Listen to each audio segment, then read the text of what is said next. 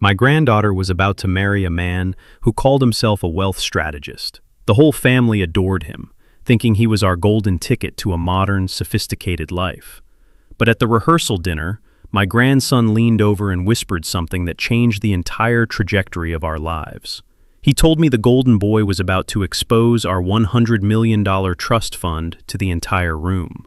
I just smiled, set down my napkin, and quietly stepped out.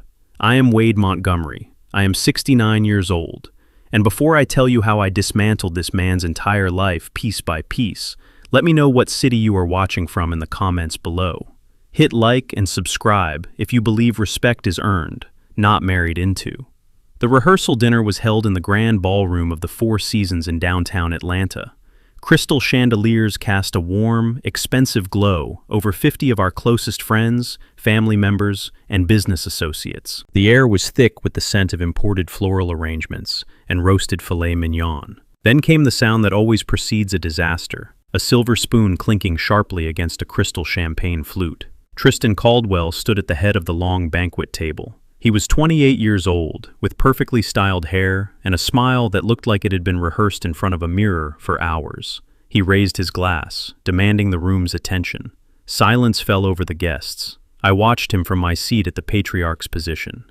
Tristan cleared his throat, his eyes scanning the crowd before landing squarely on me. He was preparing to give a speech, but I knew this man. I knew the cadence of his voice and the subtle smirk that played on his lips. He was not about to give a heartfelt toast to my granddaughter Jada. He was preparing to humiliate me. I could see it in the way he stood, projecting an aura of absolute superiority. He wanted to paint me as a senile, out-of-touch old man who could no longer handle the pressure of modern business. He wanted to embarrass me in front of the very people who had respected me for decades, stripping away my authority in front of my own family. I sat back in my plush chair and observed him. Tristan wore a custom-tailored Italian suit that cost more than the first vehicle I ever owned. He carried himself like a man born into vast wealth, a man who had never known the sting of sweat in his eyes or the deep ache of a broken back. He looked at me, a 69-year-old black man with calloused hands, and saw only a stepping stone. He saw an old relic, ready to be discarded and replaced. But Tristan did not know the foundation of the ground he was currently standing on. Long before the tailored suits, the private galas, and the sprawling mansions, I was just Wade Montgomery, a young man with a commercial driver's license and a singular, relentless dream. I spent 20 years gripping the steering wheel of an 18-wheeler, hauling heavy freight across state lines in the dead of night. I slept in truck stops, ate cold meals out of plastic containers, and saved every single dollar I earned. I bought one truck, then a second, then a massive fleet. I built Montgomery Logistics from the asphalt up. I poured concrete, negotiated ruthless contracts, and carved out a massive empire in Atlanta during a time when nobody wanted to give a black man a seat at the table. I earned my scars, and I earned my wealth. But Tristan looked at my weathered hands and only saw weakness. He called himself a wealth strategist, but I knew a street hustler when I saw one. He was a shiny, empty suit, trying to lay claim to a legacy he did not build. He thought my silence was compliance. He thought my advanced age meant my mind was slipping. He honestly believed he could walk into my family, charm my daughter Camille, mesmerize my granddaughter Jada, and smoothly push the old man out to pasture. I watched his chest swell as he took a deep breath to begin his speech. The pure arrogance radiating from him was almost suffocating. He truly thought he held all the winning cards. Before Tristan could speak his first word, I felt a slight movement to my right. My 26-year-old grandson Tyson leaned in close. Tyson was Jada's older brother. He was quiet, brilliant, and possessed a mind for cybersecurity that made him my most trusted ally in the company. He did not care for the spotlight or the fancy dinners. He preferred to operate in the shadows, monitoring the digital walls of our empire. Tyson placed his hand on the back of my chair and lowered his head until his mouth was inches from my ear. His voice was a calm, steady whisper that barely carried over the ambient noise of the room. "Grandpa," he murmured, "we have a major problem. He hacked the secure server." I kept my eyes fixed on Tristan, my expression entirely unreadable. I did not flinch. I did not gasp. I simply took a slow sip of my ice water. "Go on," I whispered back. Tyson continued, his tone clinical and precise. He somehow bypassed the secondary firewall on your private accounts. He found the blind trust, the $100 million family trust. He downloaded the account statements, the routing data, and the succession clauses. And he connected his laptop to the ballroom's audio-visual system. He is about to project the entire portfolio on the large screens behind him. The gravity of Tyson's words hung heavy in the air. Tristan was not just going to make a speech insulting my competence. He was going to expose our most heavily guarded financial secret to a room full of people. He wanted to create a massive spectacle. He wanted to show my family, my business partners, and my fierce competitors that I was hoarding a massive secret fortune while supposedly losing my mental grip. He wanted to force a public confrontation, corner me into stepping down, and position himself as the transparent, modern savior of the Montgomery family wealth. It was a hostile takeover masked as a wedding toast. Tristan tapped his spoon against the glass one more time, a wide, victorious grin spreading across his face. "Family, friends, and esteemed guests," Tristan began, his voice booming confidently through the microphone. "Tonight is about the future. It is about transparency, legacy, and bringing the Montgomery family into a brand new era." He gestured dramatically toward the massive blank screens mounted on the walls behind him. As he did, the elegant crystal chandeliers in the ballroom began to dim. The room plunged into a dramatic, theatrical darkness, perfectly timed for his grand presentation. The guests murmured in anticipation, turning their attention to the front of the room. Tristan stood tall, basking in what he thought was his moment of ultimate triumph. He thought he had finally outsmarted the old truck driver. He thought he had me backed into a corner with absolutely no way out. I slowly placed my linen napkin on the table. A genuine, quiet smile touched my lips. I looked at Tyson and gave him a nearly imperceptible nod. Without making a single sound, I pushed my heavy chair back and stood up. While the entire room was captivated by the dark screens, waiting eagerly for the explosive financial reveal, Tyson and I turned our backs on the head table. We walked calmly and deliberately down the carpeted aisle, slipping out the heavy oak doors of the ballroom, leaving the golden boy completely alone in the dark. Tristan stood at the podium with a victorious gleam in his eye and pressed the remote. He waited for the collective gasp of the audience, anticipating the absolute shock of 50 elite guests realizing the true, hidden depth of the Montgomery fortune. The heavy projector hummed to life above them, casting a bright, blinding light against the massive screens behind him. But there were no bank statements. There were no offshore routing numbers, no complex succession clauses, and no proof of my secret wealth. Instead, a stark, glaring red message blinked rhythmically in the center of a pure black background. "Access denied. Fatal network error." Tristan tapped the remote again, his thumb mashing the plastic button with increasing, frantic energy. The screen remained stubbornly unchanged. A low, confused murmur rippled through the ballroom. People shifted in their expensive seats, whispering to one another, waiting for the punchline of what they assumed was a bizarre technological glitch. Tristan's confident, million-dollar smile faltered, rapidly melting into a rigid mask of sheer panic. He pounded the keyboard of his sleek laptop, his eyes darting aggressively across the screen. The files were completely gone. The entire secure folder he had spent weeks meticulously hacking, decrypting, and arranging into a weaponized presentation had simply vanished into thin air. It was wiped completely clean, leaving behind nothing but an empty directory and that mocking red text glowing on the wall. He looked up, his chest heaving, his gaze scanning the head table for his primary target. But my plush chair was empty. The carefully folded linen napkin rested next to my untouched champagne flute. I was already gone, and the terrifying realization hit him like a physical blow to the stomach. A hot, humiliating flush crept up Tristan's neck, staining his pristine collar. Underneath his polished exterior, a vicious, uncontrollable rage began to boil. He had spent his entire adult life mastering the art of the con, blending seamlessly into elite circles with his tailored suits and Ivy League vocabulary. When he first targeted Jada, he thought he had struck the ultimate gold mine. He looked at the Montgomery family and saw exactly what his prejudice allowed him to see. He saw a self-made black man who had gotten lucky during the logistics boom. a former truck driver who surely lacked the sophisticated financial literacy to protect a massive fortune from a true corporate predator. He assumed our wealth was unorganized, mismanaged, and ripe for the picking by someone with his supposed pedigree. Tristan had built his entire parasitic career on manipulating old money, finding wealthy families with aging patriarchs, and positioning himself as the indispensable, modern savior.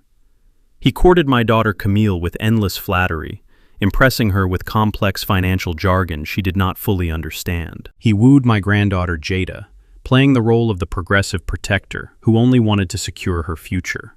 He thought manipulating this family would be absolute child's play. He genuinely believed that because I spoke slowly and preferred worn cowboy boots over Oxfords on my days off, I was a simpleton who could be easily outmaneuvered. He thought he could stroll into our lives, blind us with his white-collar charm, expose my supposed financial hoarding to the public, and legally wrestle control of the entire empire away from me before the wedding cake was even cut. But looking at the flashing red error message reflecting in the eyes of the confused guests, the devastating truth began to dawn on him. He had not outsmarted anyone. He had walked willingly, arrogantly, into a highly sophisticated digital bear trap. The audience's whispers grew much louder, the awkward tension in the room thickening into a suffocating fog. Tristan slammed his laptop shut, entirely abandoning his grand speech, his carefully constructed facade cracking violently under the immense pressure of his sudden failure. Tristan practically sprinted down the steps of the dais, his expensive leather shoes slipping slightly on the polished marble floor. He pushed roughly past the confused servers holding trays of champagne and burst through the heavy oak doors of the ballroom into the quiet, dimly lit corridor. Tyson and I were walking calmly toward the private elevators, our pace entirely unhurried. Tristan lunged forward, rapidly closing the distance between us, his face contorted with a desperate, ugly fury. He stepped directly into my path, completely blocking the wide hallway. "Where do you think you are going?" he demanded, his voice dropping its smooth, practiced cadence and adopting a harsh, venomous hiss. "You think this is a game, old man? You think deleting a few digital files changes anything tonight?" I stopped walking, clasping my hands casually behind my back. I looked at him, noticing the heavy beads of sweat forming on his forehead and the frantic twitch in his jaw. Tyson stood silently by my side, his posture relaxed, but his eyes locked onto Tristan like a hawk, watching a cornered, panicked rat. "You deleted the files," Tristan sneered, taking an aggressive step closer, trying to use his height to intimidate me. "But I still have the hard copies in my possession. I know exactly how much money is sitting untouched in that blind trust, and I know you are keeping it hidden from Camille and Jada. You are hoarding $100 million while your family thinks the business is just coasting along." I did not raise my voice. I did not give him the satisfaction of a physical reaction. I simply let him talk, letting him dig his grave much deeper with every single word. "You think you won tonight," Tristan continued, his chest puffing out as he desperately tried to regain control of the narrative. "But I am going to have my lawyers file an emergency motion first thing Monday morning. I am going to tell the courts that you are paranoid, that you are illegally hiding assets from your heirs, and that you are mentally unfit to manage Montgomery logistics. I will have you declared legally incompetent. Camille will back me up because she trusts me. Jada will back me up because she loves me. I will strip you of your company, your trust, and your entire legacy. You will end up with absolutely nothing." He was breathing heavily now, fueled by the adrenaline of his own frantic threats. He genuinely believed the legal system would favor a young, articulate white wealth strategist over an aging black truck driver. He thought his vicious threats would make me cower, beg, or negotiate a surrender. I looked at his flushed, angry face and felt a profound sense of pity for his sheer, blinding ignorance. I did not argue with him, I did not yell, and I certainly did not defend my mental capacity to a street hustler wearing a luxury suit. I simply reached out and placed a heavy, calloused hand firmly on his shoulder. My grip was unyielding, a silent, physical reminder of the brute strength I still possessed from decades of hard labor. Tristan flinched immediately, his eyes widening slightly at the unexpected, dominating contact. "You spend so much time looking at numbers, bank accounts, and spreadsheets, Tristan," I said, my voice exceptionally smooth and chillingly calm. But you pay absolutely no attention to the real people standing right in front of you. His brow furrowed in deep confusion. "What are you talking about?" he spat, trying to physically shake off my hand, though my grip remained locked in place. I patted his shoulder twice, a mocking, deliberate gesture of paternal comfort, and offered him a devastating, knowing smile. "If you are going to plan a hostile corporate takeover using a luxury hotel's audio-visual system," I whispered, my voice echoing slightly in the empty corridor, "you really should check who installed the hotel's network infrastructure first." I released his shoulder and stepped smoothly around him, leaving him completely frozen in the middle of the hallway. Tyson followed close behind me, offering the golden boy a cold, clinical smirk. "Tyson built that entire network from the ground up, boy," I called back without turning around, "and you just handed us the digital keys to your entire life." The heavy oak doors of the hotel lobby shut behind us, cutting off the faint, frantic murmurs of the rehearsal dinner. The cool, humid Atlanta night air hit my face, a welcome relief from the suffocating arrogance I had just left upstairs. We walked in absolute silence toward the VIP valet parking.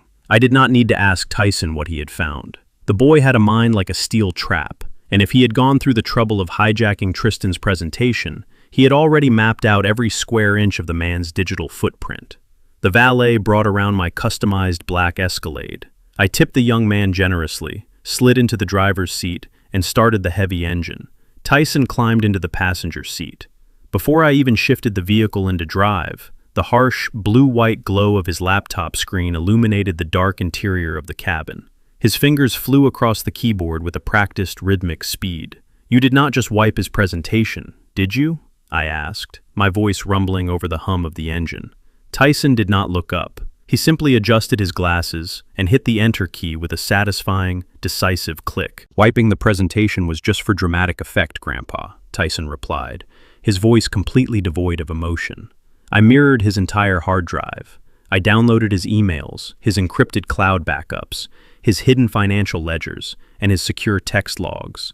I took absolutely everything, and you are going to want to see exactly what our self-proclaimed wealth strategist has been hiding.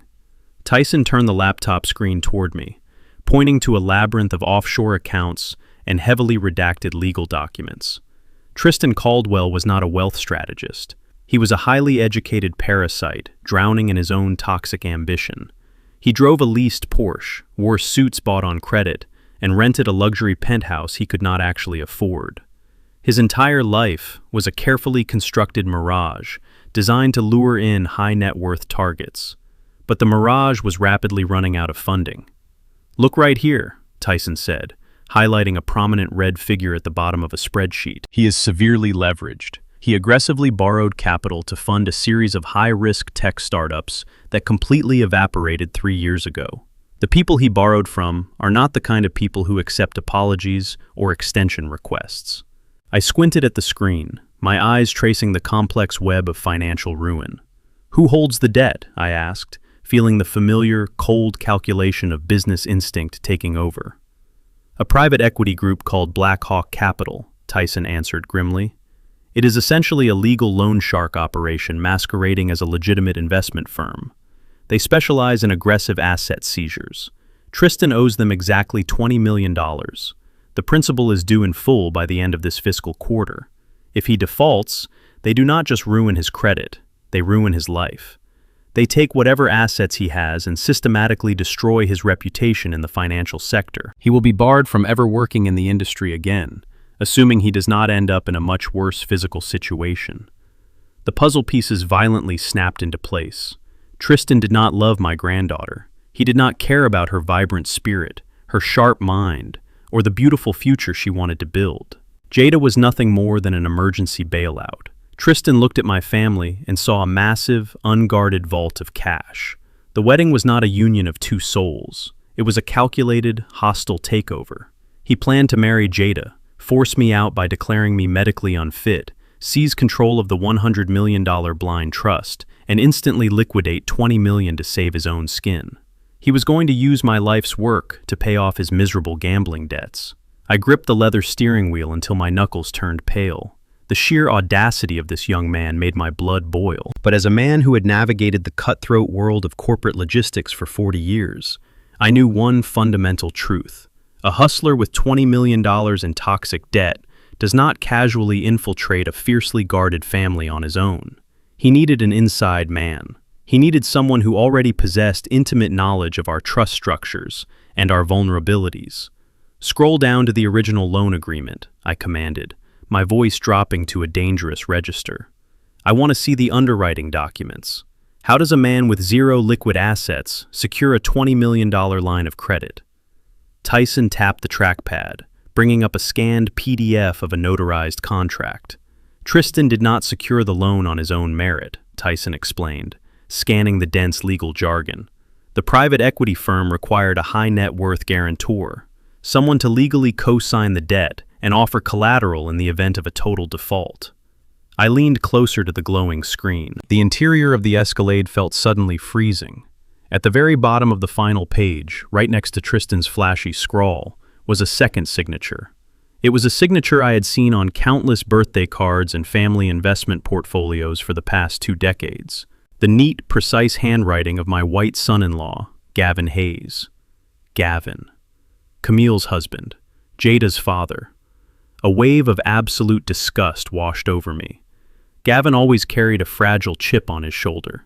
He married into a wealthy black family and constantly felt overshadowed by my success.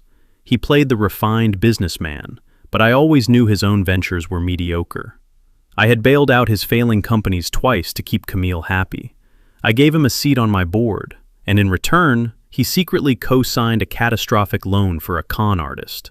When Tristan's investments imploded, Gavin found himself on the hook for a massive fortune he did not possess. Instead of admitting his colossal failure, the two of them hatched a sickening conspiracy. Gavin introduced Tristan to his own daughter. He deliberately fed his little girl to a financial predator just to cover his own miserable tracks. He handed over Jada's future on a silver platter to save his own pathetic ego and his dwindling bank accounts. It was the ultimate betrayal, executed by the very man trusted to protect her. The enemy was not just at the gates. He was sitting at my dinner table, sleeping next to my daughter, and raising a toast to my downfall. My jaw clenched so tight, my teeth ached. I sat back in the heavy leather seat and stared out through the windshield into the dark expanse of the parking garage. I did not yell. I did not pound my fists against the dashboard. Rage is a chaotic, useless emotion. It clouds your judgment and makes you reckless. I felt something much colder and far more dangerous settling deep into my bones. It was the cold, absolute clarity of a man preparing for total war.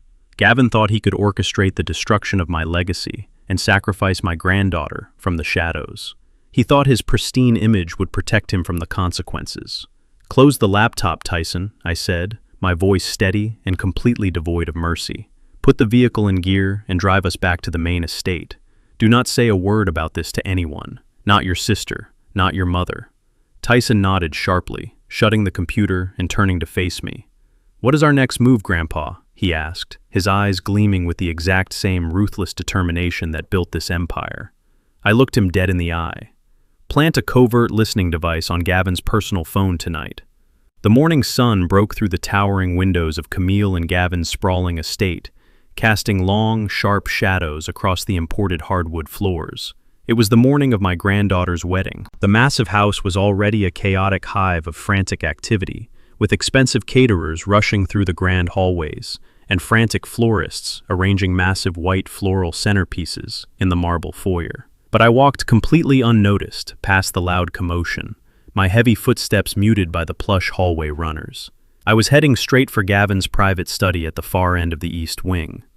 Thanks to the sophisticated listening device Tyson had successfully planted the night before, I knew exactly what my son-in-law was up to while his house prepared for a celebration.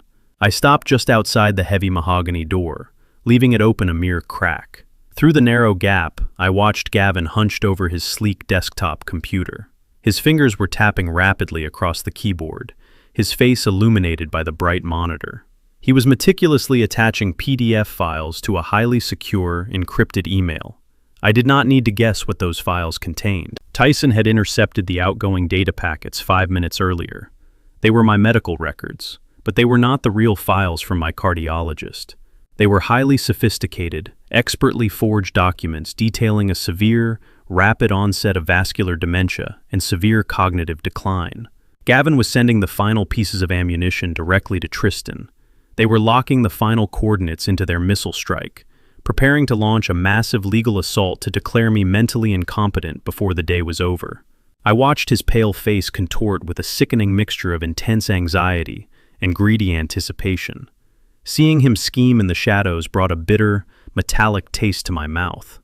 Gavin Hayes had always been a man who desperately craved the spotlight, but completely lacked the spine required to actually earn it. When Camille first brought him home 20 years ago, I tried to give the man a fair and honest chance. He was a smooth-talking white executive from a supposedly prestigious background, armed with a crisp business degree and an endless supply of corporate buzzwords. But behind the expensive cologne and the elite country club memberships, Gavin was entirely hollow. He always carried a deep, festering inferiority complex that dictated his every move. He married into a wealthy, powerful black family, and immediately realized he would never be the smartest or the strongest man in the room. He lived in a perpetual state of quiet resentment, constantly overshadowed by the massive financial and social footprint I cast over Atlanta. While I built a dominant logistics empire from the dirt up with nothing but raw grit and a commercial driver's license, Gavin bounced from one failed startup to another, burning through investor capital with reckless abandon.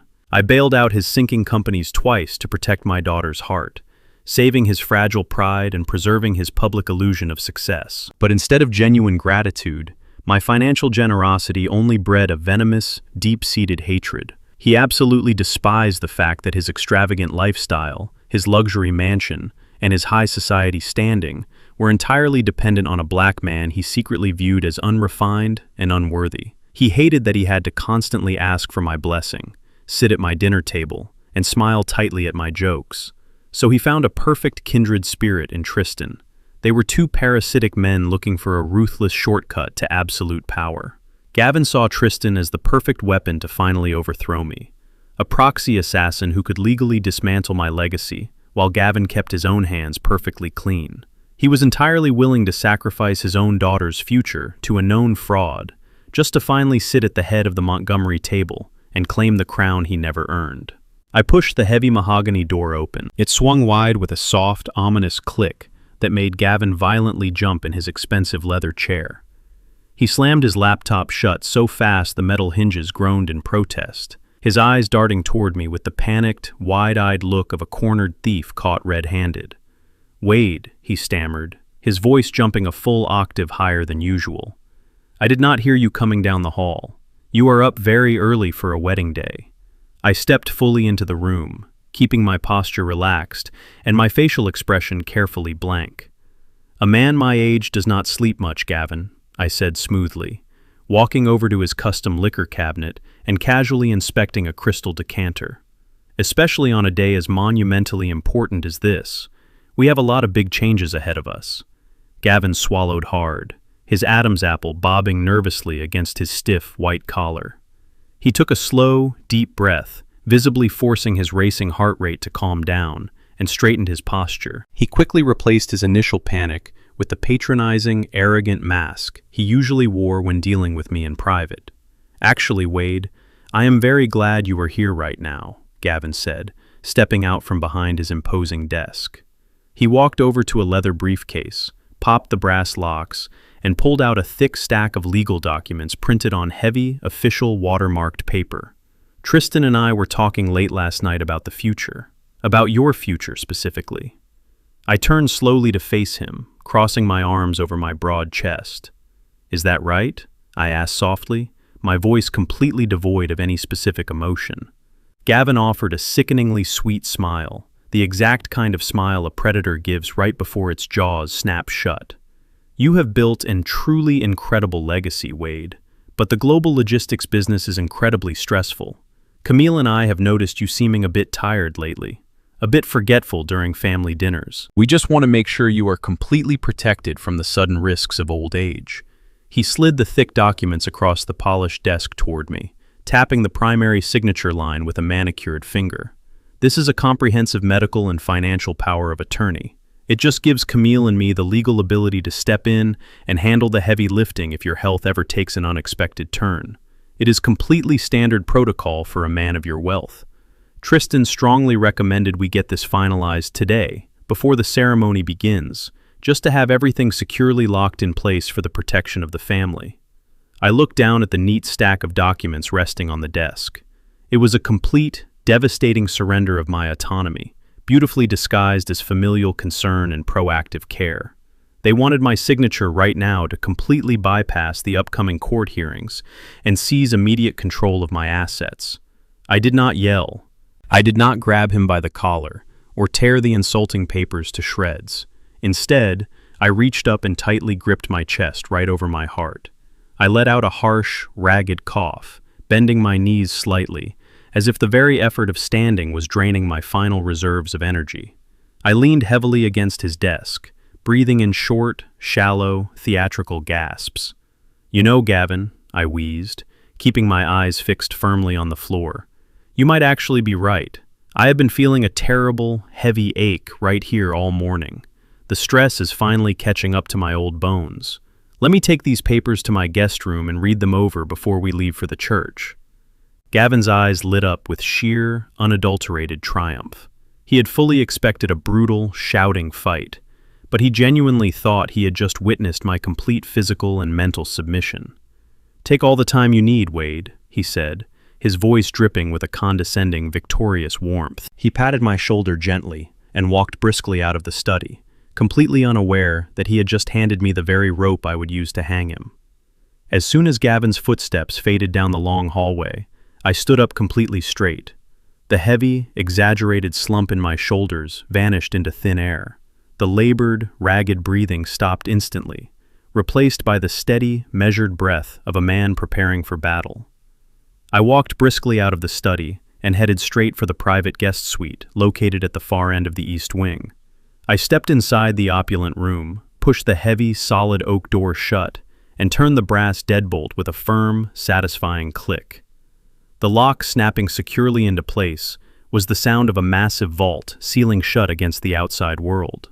I tossed Gavin's expertly forged power of attorney documents onto the nearest velvet armchair with utter disgust. They were nothing but expensive kindling now, a desperate, pathetic attempt by a weak man to steal a crown he could never bear the weight of. I reached into the inner breast pocket of my tailored suit jacket and pulled out a secondary, highly encrypted mobile device. This was not the sleek, standard smartphone my family saw me use for everyday calls and casual text messages. This was a dedicated, secure communication line, strictly reserved for high-level corporate crises and absolute emergencies. I dialed a private number I knew by heart. It rang exactly twice before a sharp, no-nonsense voice answered the secure line. Richard Thorne was the managing partner of the most ruthless corporate law firm in Atlanta. He was a vicious legal shark in a custom-tailored suit, a man who had spent the last 25 years legally dismantling my most aggressive competitors and burying corporate spies in endless litigation. "Richard," I said, keeping my voice low and completely steady, "are you currently stationed at the secure terminal?" "Yes, Wade," Richard replied immediately, the sound of rapid, heavy typing echoing clearly in the background. "I have been actively monitoring the network activity since Tyson flagged the initial security breach last night. I am looking at the real-time financial ledgers right now. The structural architecture of Montgomery Logistics is a fortress, but we have a severe internal infection trying to bypass the secondary gates. We need to initiate a hard reset immediately. Tell me exactly what the parasite is doing right now." While Richard rapidly pulled up the deep encrypted data files, I walked over to the large bay window overlooking the sprawling back gardens of the estate. Massive, elegant white tents were being hurriedly erected on the manicured lawns for the wedding reception. Dozens of caterers were bustling around, preparing to celebrate a union built entirely on a foundation of malicious fraud. Looking at the pristine white fabric blowing gently in the morning breeze, my mind drifted back to my late wife, Gloria. Gloria was the true, brilliant architect of the Montgomery family structure. While I was out on the road, hauling heavy freight, driving 18-wheelers through the night, and aggressively negotiating ruthless contracts, she was sitting at our modest kitchen table, balancing the books down to the very last penny. She had an unparalleled intuition for human nature and an uncompromising vision for our generational legacy.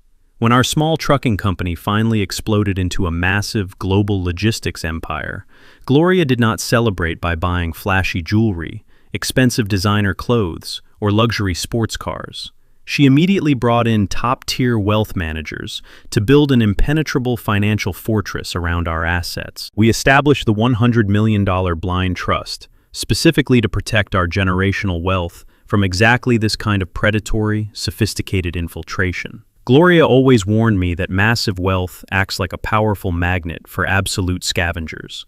She knew that one day, long after she was gone, someone would try to smile their way into our vault using charm and deceit. So she demanded we install a permanent failsafe.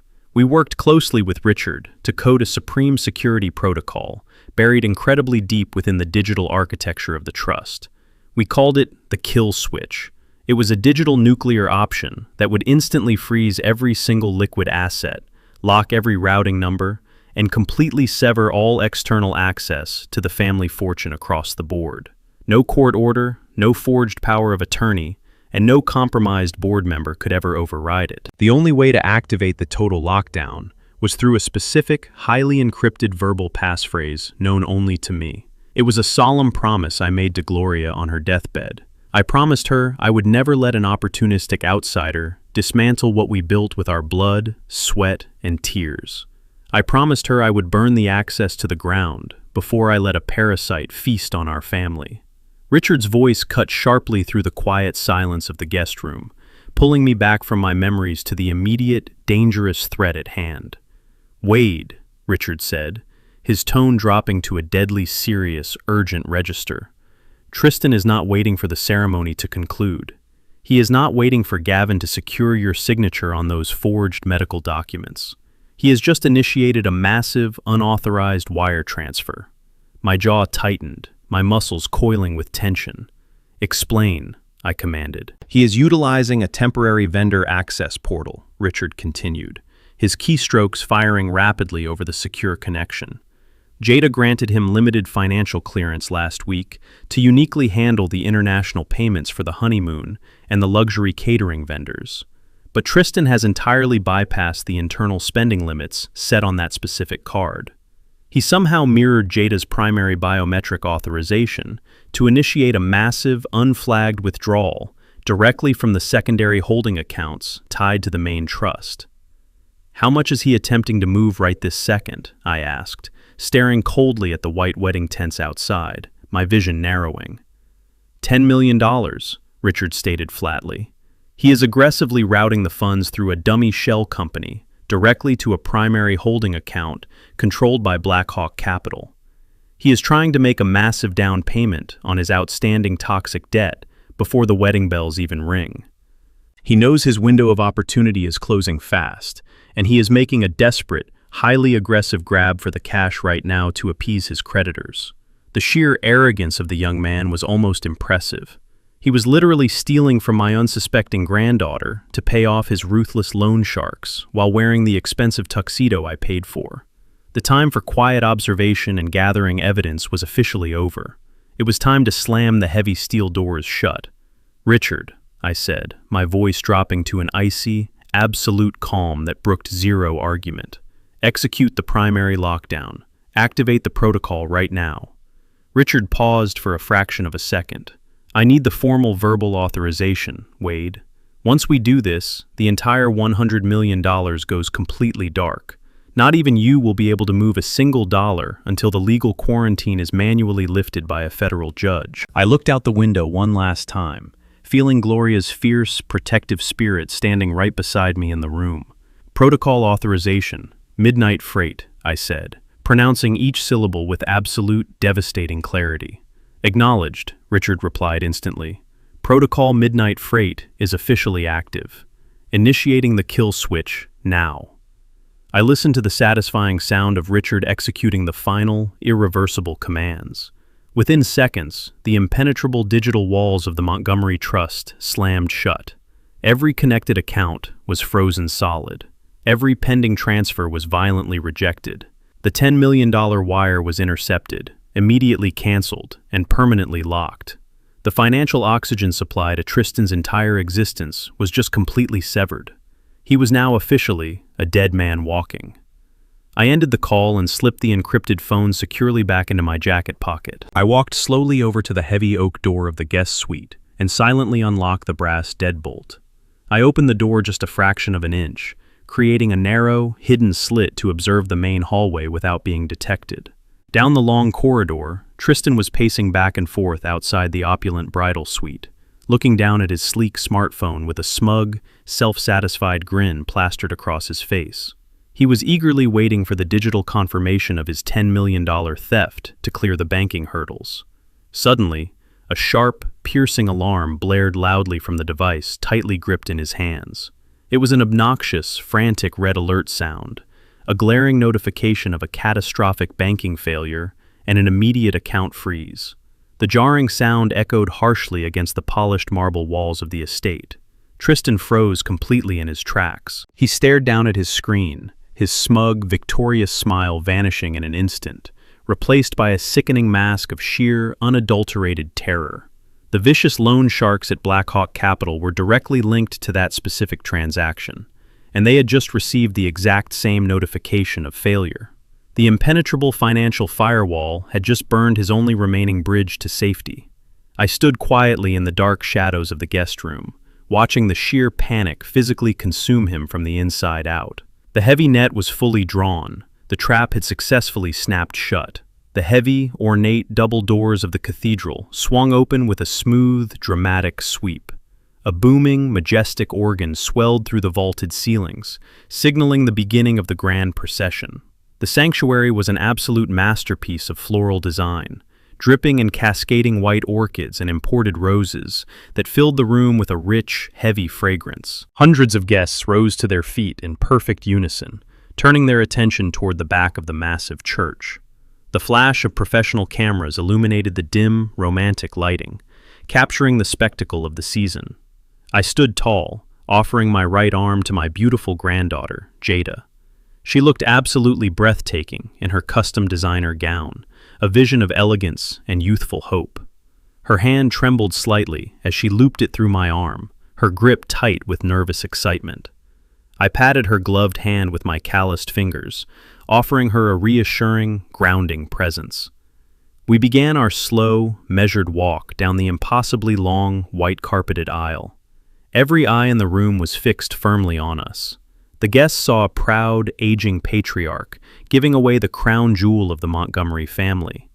They saw the picture-perfect culmination of generational wealth and high society success. They had absolutely no idea they were sitting in the front row of a carefully orchestrated execution. I kept my posture rigid, and my face an unreadable mask of paternal pride. My tailored tuxedo felt like a suit of armor against the impending chaos. With every step we took toward the altar, the heavy, resonant notes of the organ seemed to pulse directly in my chest. We were marching steadily toward the golden boy waiting at the front, but only one of us knew this was not a union of love. I glanced down at Jada as we walked. Her eyes were shining with unshed tears of joy, her gaze locked lovingly on the man waiting for her at the end of the aisle. She was so incredibly young, so sheltered from the brutal realities of the world I had conquered. Looking at her radiant face, my mind unexpectedly drifted back 2 decades. I remembered a time long before the private security details, the sprawling estates, and the endless galas. I remembered being a younger man, exhausted to my very bones, climbing into the massive cab of my freight truck at 3 in the morning. Back then, Camille was a struggling single mother working double shifts, and I would often take little Jada with me on my regional routes to save on childcare. She was just a tiny thing, strapped securely into a makeshift car seat right next to me, her big brown eyes wide with wonder, as we rolled down the dark, endless interstate. I remembered the smell of diesel fuel and cheap diner coffee lingering in the cabin. I remembered her falling asleep to the deep, rhythmic rumble of the heavy engine, her tiny hand clutching my thick, grease-stained thumb. I built this massive empire for her.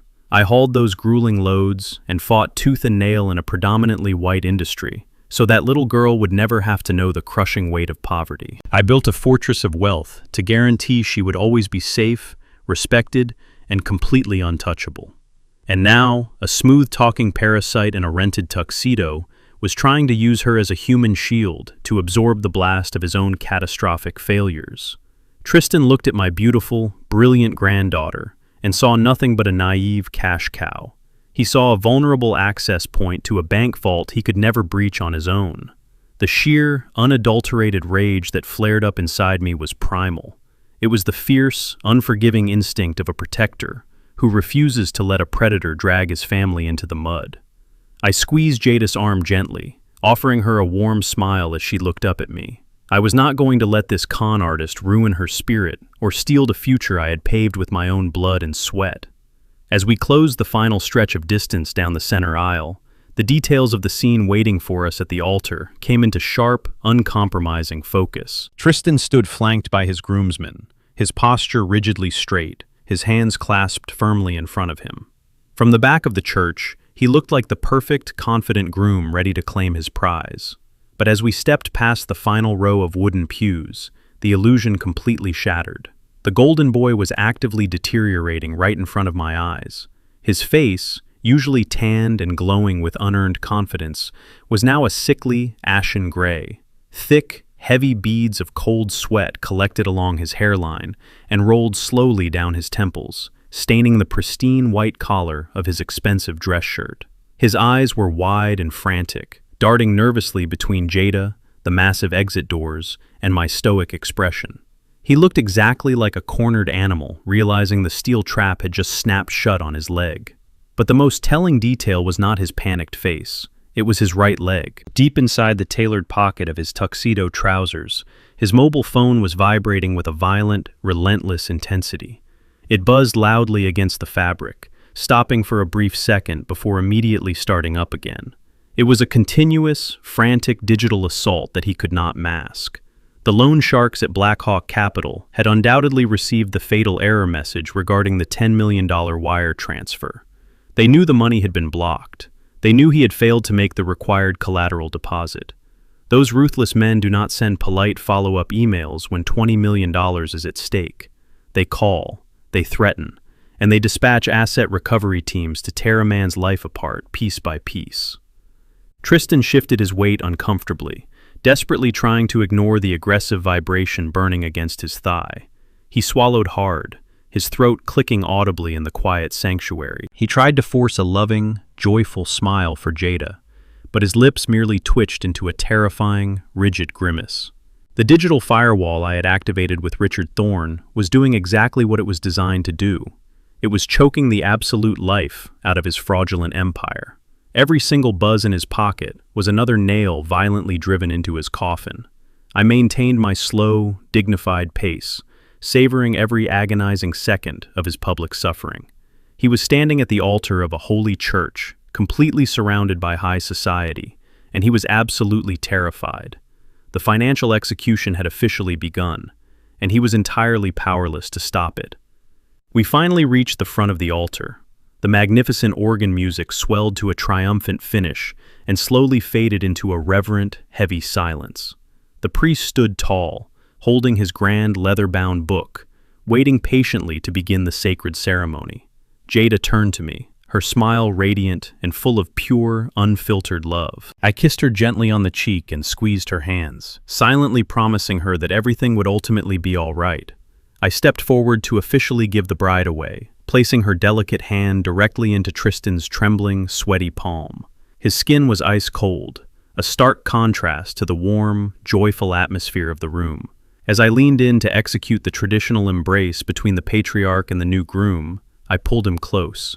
The guests behind us saw a touching, private moment of family acceptance, but my grip on his shoulder was like a steel vice, digging painfully into his collarbone. I leaned my mouth directly next to his ear, ensuring the priest and my granddaughter could not hear a single syllable. "Enjoy the ceremony," I whispered, my voice an icy, merciless blade slicing cleanly through his terror. "Because this is the absolute last time you will ever get to wear this suit." I released my punishing grip, offered him a polite, public nod, and calmly took my seat in the front row. The grand reception was in full swing inside the estate's primary ballroom. A live jazz band played a smooth, upbeat melody, and crystal champagne flutes clinked in celebration of the newlyweds. Hundreds of elite guests mingled under the warm, golden lighting, completely oblivious to the silent, brutal war raging just beneath the surface of the evening. I stood near the massive ice sculpture, nursing a glass of sparkling water, watching the room with the predatory patience of a hawk. Tristan was rapidly losing his mind. He was darting through the crowd, aggressively checking his phone every 5 seconds, his face pale and slick with a heavy layer of cold sweat. He bumped into a waiter, spilling champagne onto the polished floor, and did not even bother to apologize. When his desperate, darting eyes finally locked onto mine, a flash of pure, venomous panic crossed his face. He marched directly toward me, completely abandoning the charming, sophisticated persona he had maintained for the past year. He grabbed my arm with a tight, trembling grip, forcing a painfully fake smile for the surrounding guests. "Wade, we need to have a private word," he hissed through gritted teeth, his voice barely a whisper. "Right now." I did not pull my arm away. I simply allowed him to drag me down the long, heavily carpeted hallway, away from the music and the laughing crowds. He shoved open the door to a lavishly decorated bridal dressing room, practically threw me inside, and slammed the heavy wooden door shut, violently twisting the brass deadbolt to lock us in. The moment the lock clicked, the meticulously crafted mask of the Ivy League wealth strategist completely evaporated. The refined vocabulary, the elegant posture, and the polished aura of a high society gentleman vanished into thin air. Tristan began to pace the confined space like a trapped, rabid dog. He ripped the expensive silk bow tie from his neck and threw it onto a velvet vanity chair, breathing in heavy, ragged gasps. He was no longer a financial prodigy. He had reverted to his true form. He was a cheap, desperate street hustler who had just realized his ultimate con had spectacularly failed.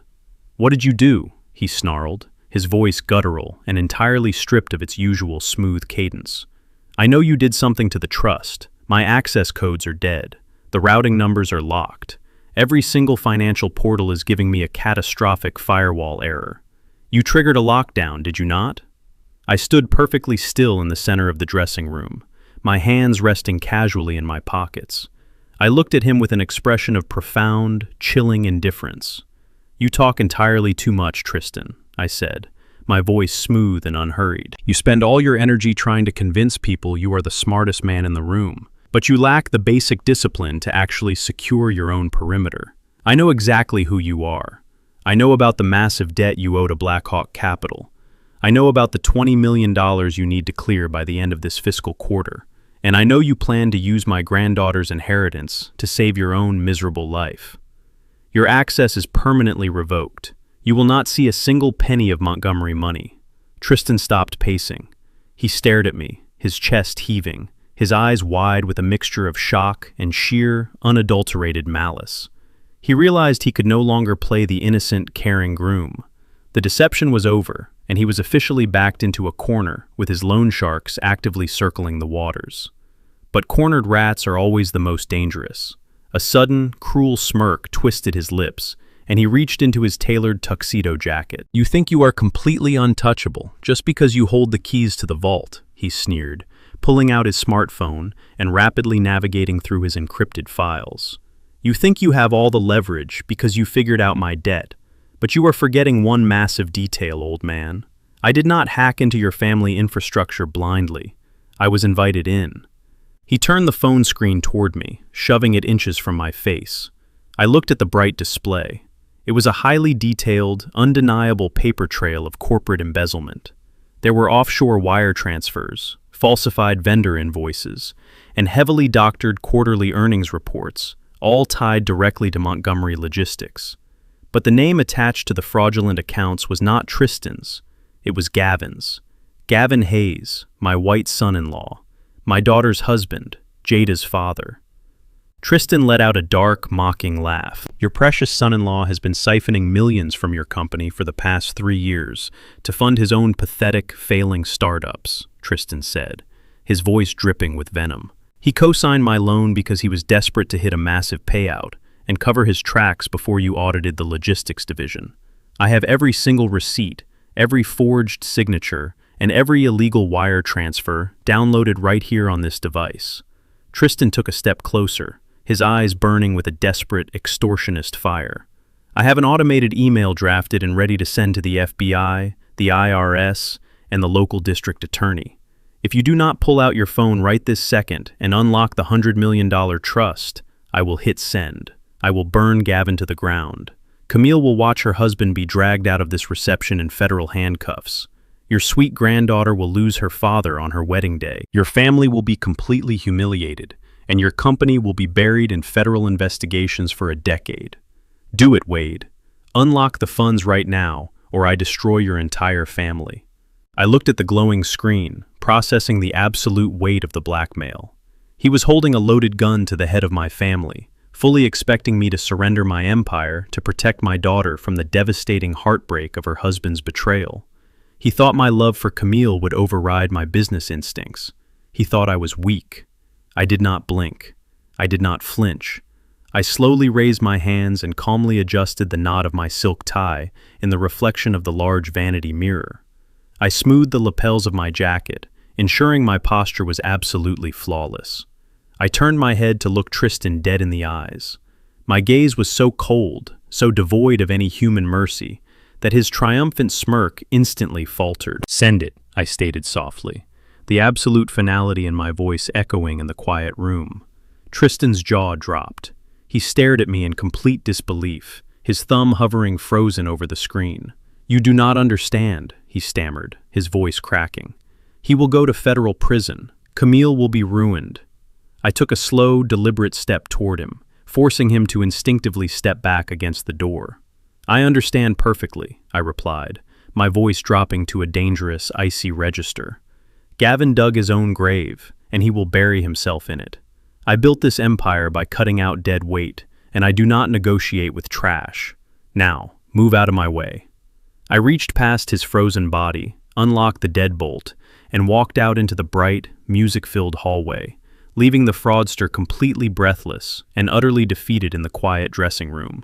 I left the bridal suite behind, completely ignoring the festive sounds of the reception echoing from the grand ballroom. I had one more traitor to deal with, and I knew exactly where the coward would be hiding.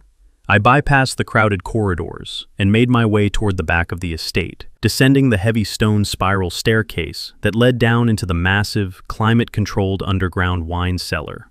The air down here was incredibly cool and damp, thick with the scent of aged oak and expensive fermented grapes.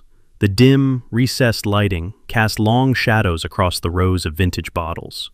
I walked silently down the center aisle until I found him in the darkest corner of the room. Gavin had completely discarded his tuxedo jacket. It lay in a crumpled heap on the stone floor. His silk tie was undone, his collar was unbuttoned, and his pristine white shirt was stained with dark red liquid. He was sitting slumped on a wooden tasting bench, aggressively chugging an expensive bottle of Pinot Noir straight from the neck. His hands were shaking so violently that the dark wine spilled down his chin and stained his chest. He looked like a terrified ghost, entirely consumed by the crushing weight of his impending doom. He had undoubtedly received the same banking failure notifications that Tristan had. He knew the massive $20 million loan he had secretly co-signed was now officially in default, and the absolute destruction of his life was only minutes away. I approached the heavy mahogany tasting table and slammed a thick manila folder down onto the solid wood. The sharp, cracking sound echoed loudly through the cavernous cellar, causing Gavin to violently flinch and drop the wine bottle. It shattered against the stone floor, sending dark red glass and expensive alcohol splashing across his polished leather shoes.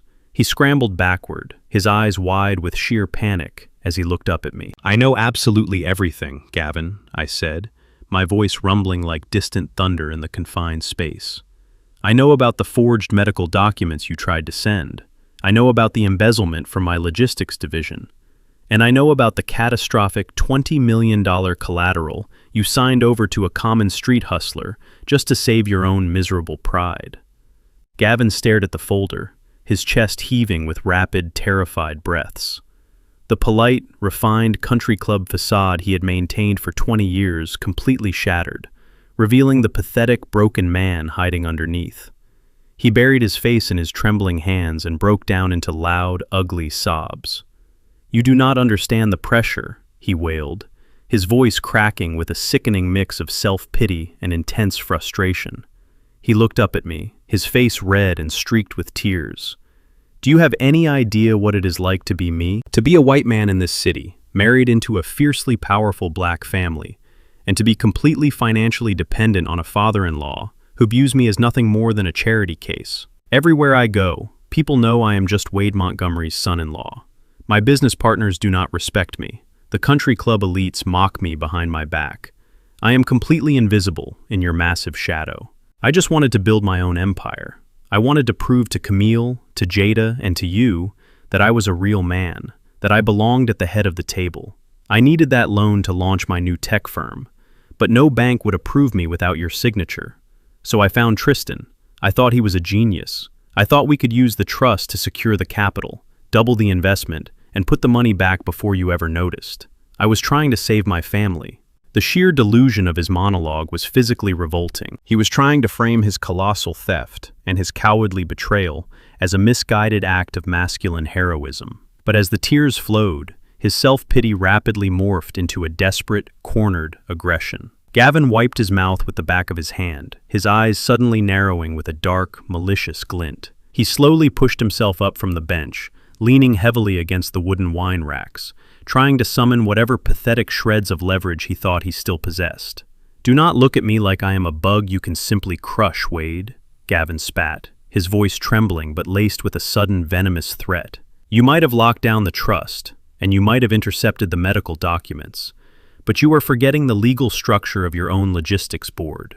You gave Camille a massive block of proxy shareholder voting rights 5 years ago, and Camille blindly signed those proxy rights over to me. If you try to ruin me, if you try to send me to prison or strip me of my lifestyle, I will initiate a hostile boardroom coup on Monday morning.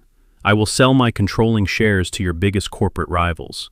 I will vote to completely dismantle Montgomery Logistics from the inside out, and I will drag your pristine legacy through the absolute mud in the financial press.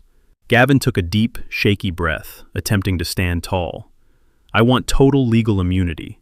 I want a $5 million golden parachute deposited into a private offshore account, and I want a quiet, amicable divorce from Camille. You give me that, and I walk away, leaving your company intact. You refuse, and I burn your entire empire to the ground. I stood in the dim light of the cellar, listening to the desperate ultimatums of a man who had entirely lost his grip on reality. I looked at the broken glass and spilled wine surrounding his feet, a perfect physical representation of his ruined life. I did not negotiate. I did not yell, and I certainly did not entertain his pathetic demands for a golden parachute. I stepped forward, my massive frame towering over him in the confined space, plunging him entirely into my shadow. I looked down at him with an expression of absolute, chilling finality. You came into my home, you ate my food, you slept next to my daughter, and you tried to sell my granddaughter to a predator to cover your own failures, I said, my voice echoing with a lethal, quiet intensity that made him shrink back against the wall. You think you hold any power in my world because you have a piece of paper. You are nothing but a parasite, Gavin, and as of this exact second, you are no longer a part of the Montgomery family. You have no title, you have no access, and you have absolutely no future. The heavy oak door at the top of the cellar stairs slammed open, the sudden explosive noise cutting through the thick silence like a gunshot. Quick, frantic footsteps echoed loudly down the stone steps. Camille burst into the dim light of the underground wine cellar, her elegant designer mother-of-the-bride gown sweeping dramatically across the damp floor. Her eyes darted wildly from the shattered wine bottle on the ground to Gavin's pathetic, slumped posture, and finally to me, standing menacingly over him. She rushed immediately to her husband's side, instinctively placing her own body between him and me like a protective shield. She grabbed Gavin's shaking arm, pulling him up from the wooden tasting bench, her face flushed with a volatile mixture of blind panic and deep-seated anger. "I heard you shouting from the top of the stairs," Camille cried out, her voice trembling but laced with fierce, protective defiance. "Why are you doing this down here, Dad? Why are you cornering him like an animal on the most important day of Jada's life? You just cannot stand to see us happy, can you? You always have to be the one in absolute control. You always have to remind everyone that you own the building, that you own the company, and that you own our entire lives." She was breathing heavily, tears welling up in her eyes as she clung desperately to the very man who had just tried to sell her daughter to a con artist. She looked at me not as a loving father, but as a tyrannical dictator who was actively trying to destroy her family for his own selfish ego. I stood perfectly still, watching my only daughter fiercely defend the parasite clinging to her side. It broke my heart to see how deeply his toxic manipulation had taken root in her mind. Camille was not born a weak woman. 20 years ago, she was a brilliant, fiercely independent force of nature. She had graduated at the very top of her law school class and was fast-tracked to become a senior partner at one of the most prestigious corporate firms in the entire state of Georgia. She had a mind as sharp as a diamond and the exact same relentless work ethic that helped me build my massive logistics empire. But then she met Gavin. Slowly and methodically, he chipped away at her impressive armor. He convinced her that two high-powered careers would eventually destroy their marriage. He constantly played the victim, citing his own struggling businesses and bruised pride, and emotionally maneuvered her into stepping down from her law firm to manage their home and raise Jada. She gave up her entire professional identity to soothe his fragile, deeply insecure ego. Over the decades, she convinced herself that sacrificing her own ambition was the ultimate act of maternal and wifely love. She built her entire world around maintaining the flawless illusion of a perfect, unified family. The sprawling estate, the exclusive country club dinners, the flawless holiday cards. It was all a desperate attempt to prove to herself that giving up her brilliant legal career was entirely worth it. Now, faced with the terrifying possibility of that carefully constructed illusion shattering into a million unfixable pieces, she was reacting with pure, blind panic. She gripped Gavin's jacket, her knuckles turning bone white. "Please, Dad, just stop," Camille pleaded, her voice breaking into a desperate, agonizing sob. "I know Gavin makes mistakes. I know his businesses have not always succeeded, but you never let him breathe. You never let him be the man of this house. You completely overshadow him at every single turn, and it is tearing my marriage apart. I just want my family to survive this day. I cannot let you destroy everything I have sacrificed my entire life to hold together." She was begging me to preserve a toxic lie, because the unvarnished truth was simply too painful to bear. I did not offer her a long, comforting explanation. I did not try to match her emotional hysteria with soft, soothing words. Some delusions are so deeply entrenched in a person's mind that they can only be shattered with brute, uncompromising force.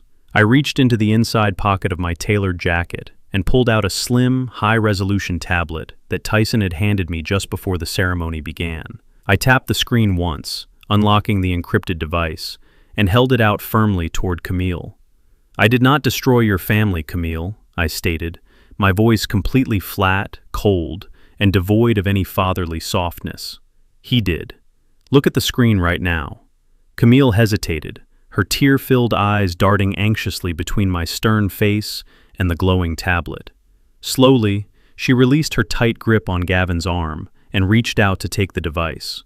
Her hands shook violently as her eyes focused on the crisp, clear surveillance video playing on the screen. It was high-definition security footage taken just 3 days ago in the dark corner of a luxury shopping center parking lot. The video clearly showed Tristan Caldwell, the man currently standing upstairs, waiting to marry her daughter. But he was not alone. He had a tall, striking blonde woman pinned against the side of his leased Porsche, kissing her with a desperate, aggressive passion. The audio, captured perfectly by Tyson's covert directional microphones, was crystal clear. The blonde woman laughed, pushing Tristan back slightly. "Are you absolutely sure the old man is going to sign over the trust today?" she asked, her voice dripping with cynical, greedy amusement. Tristan smirked, running his hands down her waist. "He is a dinosaur, babe. He does not suspect a single thing. And the best part is the bride's pathetic father is helping me do it. Gavin is so incredibly desperate to cover up his own stolen millions that he is practically gift-wrapping the girl for me. As soon as the accounts clear next week, we liquidate the massive assets, dump the entire family, and disappear to the Caymans just like we planned." I watched all the blood completely drain from Camille's face. Her eyes widened in absolute, unadulterated horror as the sheer magnitude of the betrayal washed over her.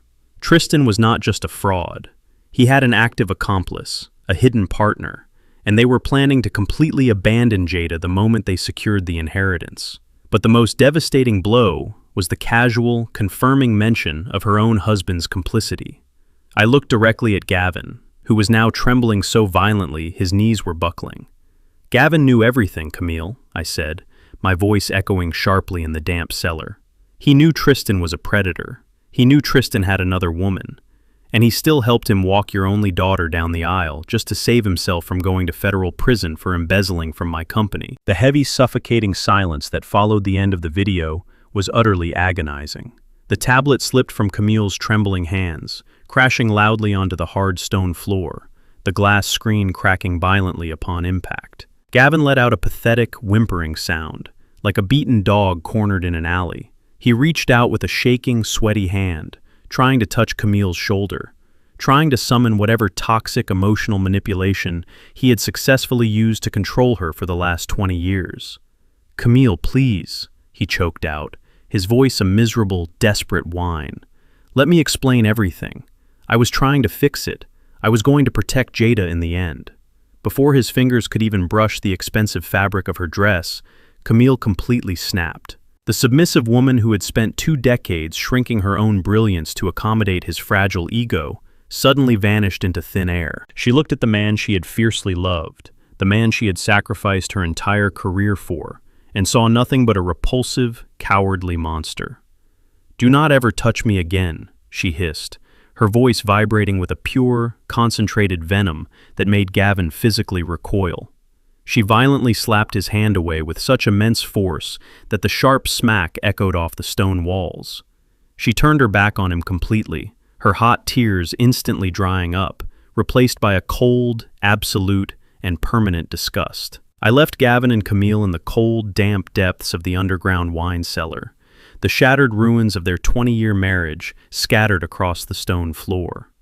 When I walked back upstairs and pushed through the heavy doors into the opulent grand ballroom, the entire atmosphere of the evening had shifted drastically.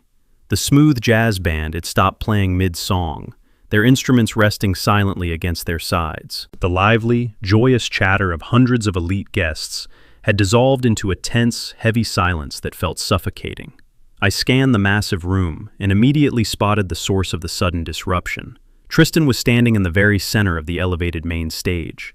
He had completely abandoned any pretense of being a composed, sophisticated groom. His tailored tuxedo jacket was discarded, his sleeves were rolled up aggressively to his elbows, and his silk tie was hanging loosely around his neck. He looked exactly like a cornered, rabid animal making one final, desperate lunge for survival. He had forcefully snatched the lead microphone from the jazz singer, his hands visibly shaking as he gripped the sleek metal cylinder. The ruthless loan sharks from Black Hawk Capital were undoubtedly tightening the invisible noose around his neck with every passing second, and he had decided to burn the entire house down in a spectacular public blaze. He tapped the microphone sharply. The harsh, high-pitched feedback echoed painfully through the cavernous ballroom, forcing several wealthy guests in the front row to physically cover their ears. "Please, I need everyone's absolute attention right now," Tristan shouted, his voice echoing with a frantic, manufactured urgency that immediately commanded the room. "I know this is supposed to be a night of joyous celebration, a beautiful joining of 2 families, but I cannot in good conscience stand before you all today and participate in a massive, systemic lie." The crowd of state senators, corporate executives, and high society socialites exchanged deeply uncomfortable glances, their champagne flutes hovering forgotten in the air. Tristan pointed an accusing finger directly at me as I stood quietly near the entrance of the ballroom. He was playing his absolute last card. He was casting himself in the role of the brave, moral whistleblower, sacrificing his own wedding day to expose a massive criminal syndicate to the public. When Jada and I got engaged, I took it upon myself to perform a routine financial audit of Montgomery Logistics to prepare for our future, Tristan declared, pacing across the stage with exaggerated theatrical outrage. And what I found hidden in the dark depths of their accounting ledgers is absolutely horrifying. Wade Montgomery is not the honorable, self-made titan of industry you all think he is. He is a ruthless criminal. He has been systematically using his massive fleet of commercial freight trucks to launder tens of millions of dollars in illicit funds. He has been actively cooking the books, hiding offshore accounts, and moving cartel money right under the noses of the federal government. Murmurs of sheer shock and absolute disbelief rippled violently through the packed ballroom. This was a room full of people who had invested heavily in my companies, politicians who had proudly accepted my campaign donations, and rivals who had lost sleep trying to beat me out of lucrative city contracts. Tristan knew exactly how to manipulate the inherent prejudices and hidden jealousies of the elite. He knew that deep down, some of these wealthy, privileged individuals were secretly waiting for a convenient reason to tear down a highly successful black man who had built an empire they could not control. He was feeding them a narrative of corruption that perfectly fit the ugly, underlying stereotypes they already harbored, using their own biases as a weapon against my legacy. To back up his outrageous, defamatory claims, Tristan gestured wildly to the audio-visual technicians stationed at the side of the stage. "Put them up on the main screens right now," he commanded, his voice cracking slightly with panic. The massive LED displays flanking the stage suddenly flared to life, casting a harsh, artificial glow over the stunned audience. Highly complex, incredibly dense financial documents filled the screens. There were forged bank statements showing massive deposits, doctored routing numbers linking to known tax havens, and highly sophisticated, fake communication logs linking Montgomery Logistics to offshore shell companies. It was a masterpiece of financial forgery, meticulously crafted by the very document experts I already knew Gavin and Tristan had hired weeks ago. To the untrained eye of a wedding guest after 2 glasses of champagne, it looked like undeniable, terrifying proof of a massive criminal conspiracy. The collective gasp from the audience was loud and undeniable. Jada stood frozen near the head table, her beautiful face drained of all color, staring up at the giant screens in pure, unadulterated horror. Tristan looked down at her from the stage, his voice suddenly shifting into a sickening, manipulative tone of protective urgency. "Jada, sweetheart, I am so incredibly sorry to do this to you tonight," he said, clutching the microphone close to his mouth. "But I had to protect you. The federal authorities are going to raid this company by Monday morning. The feds are going to freeze every single asset tied to your grandfather, and they will drag you down into a federal prison cell with him if you remain financially connected to his corrupt trust." Tristan reached into his back pocket and pulled out a tightly folded, multi-page legal document.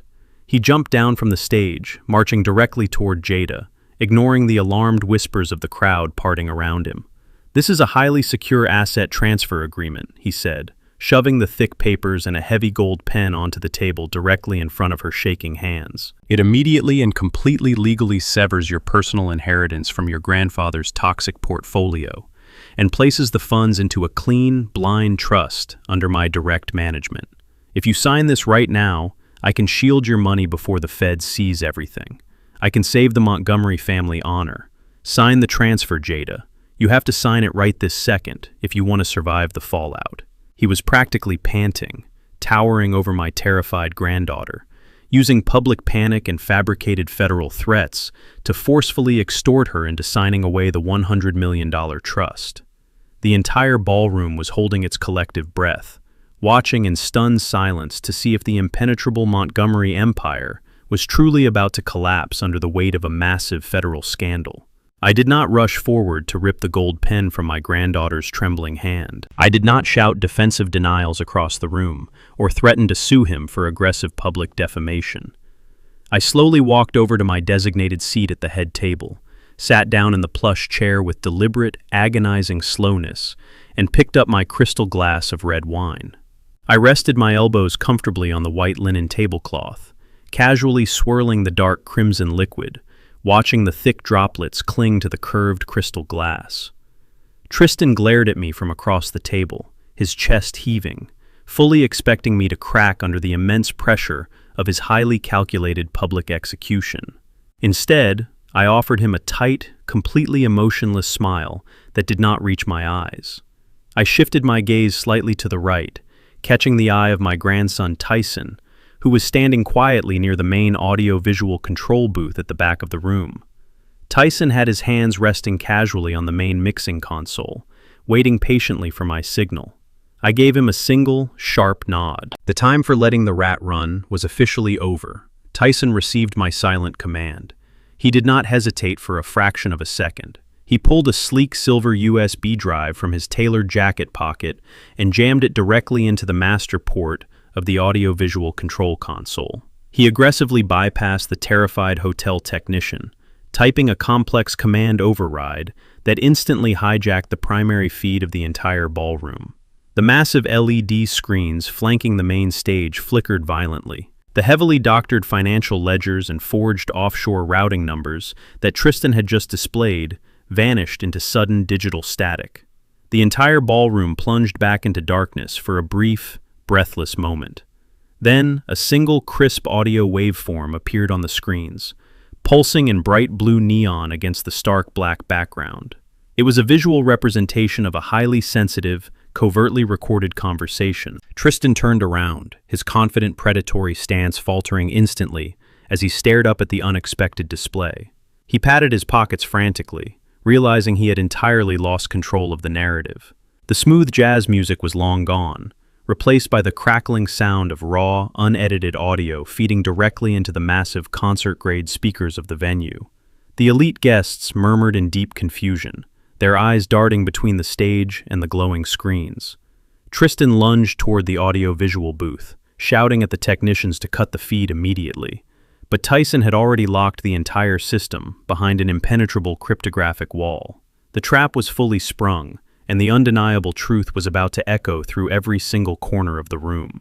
The heavy speakers crackled loudly, and then a voice boomed across the silent, tense ballroom. It was undeniably Tristan's voice, but completely stripped of all the fake Southern charm and polite society polish he meticulously used around our family. He sounded callous, deeply arrogant, and viciously bored.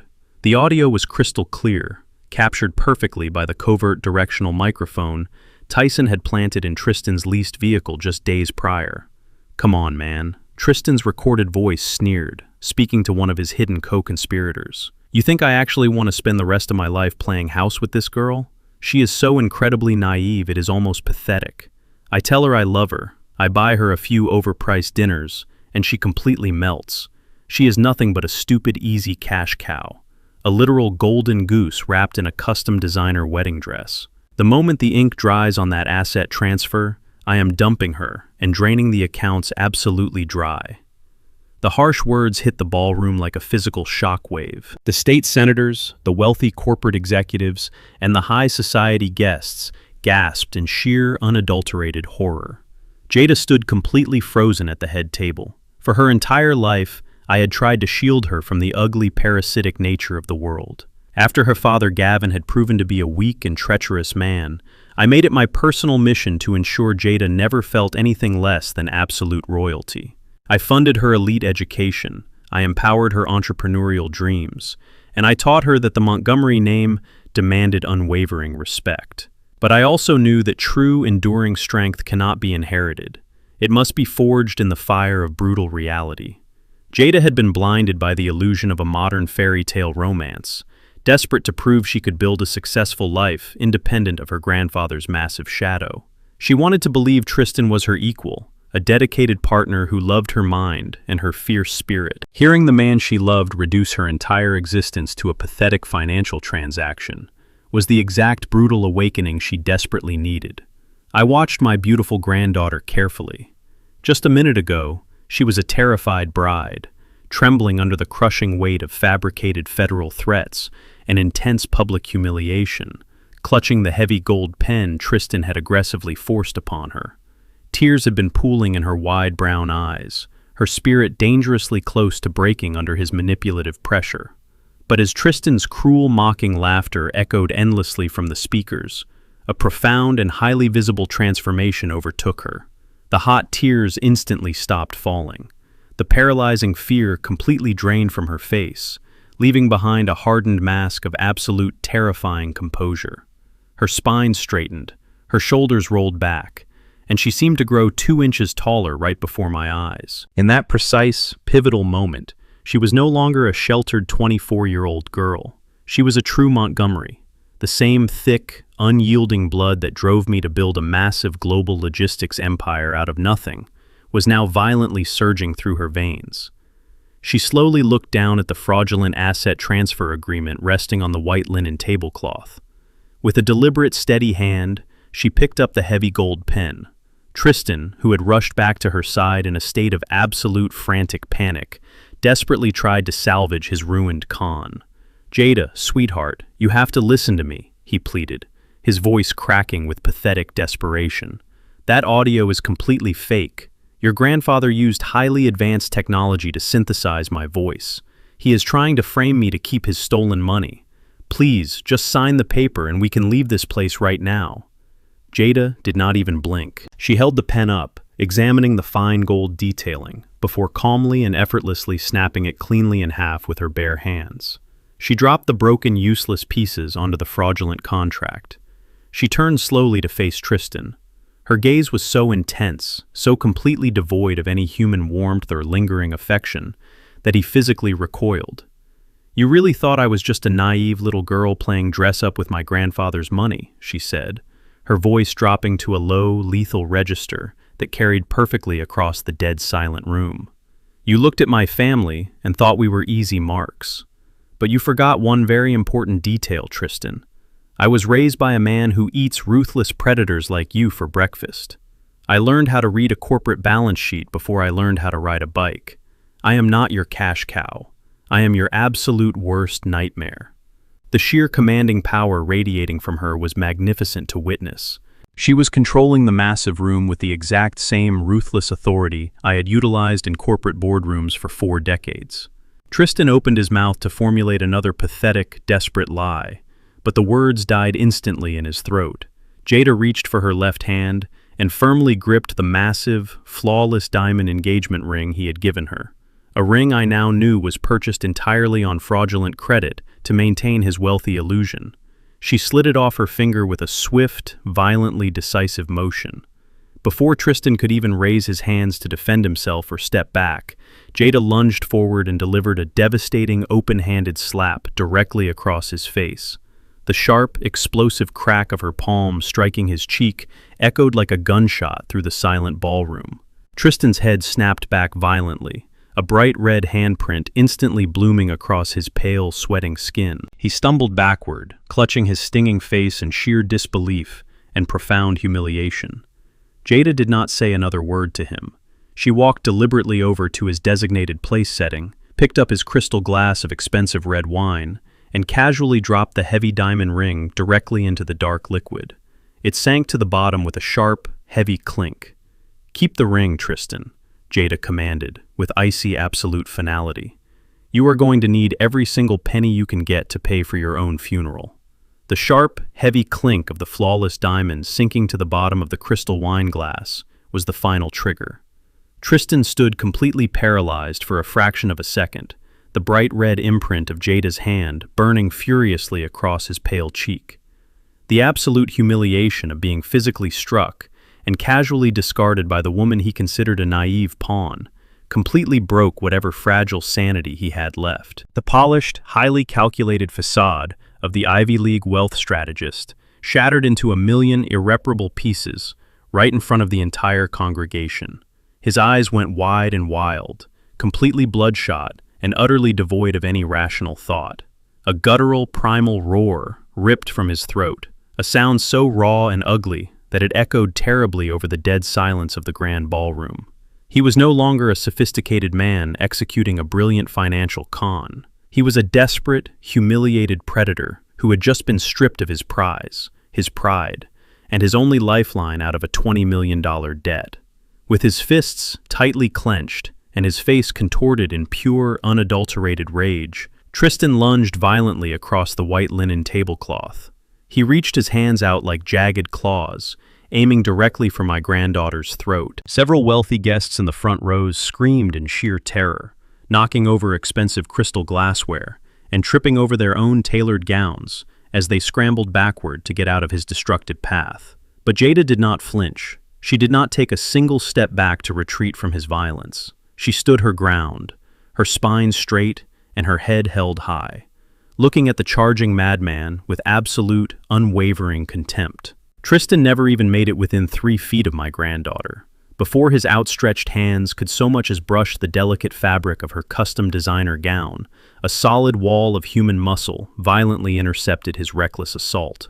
I have never been a man who leaves the safety and security of my family to chance. When you spend 4 decades building a massive empire from the asphalt up, navigating the cutthroat global logistics industry, where hundreds of millions of dollars in freight are moved every single night, you learn very quickly that the police are simply who you call to write the report after the damage is already done.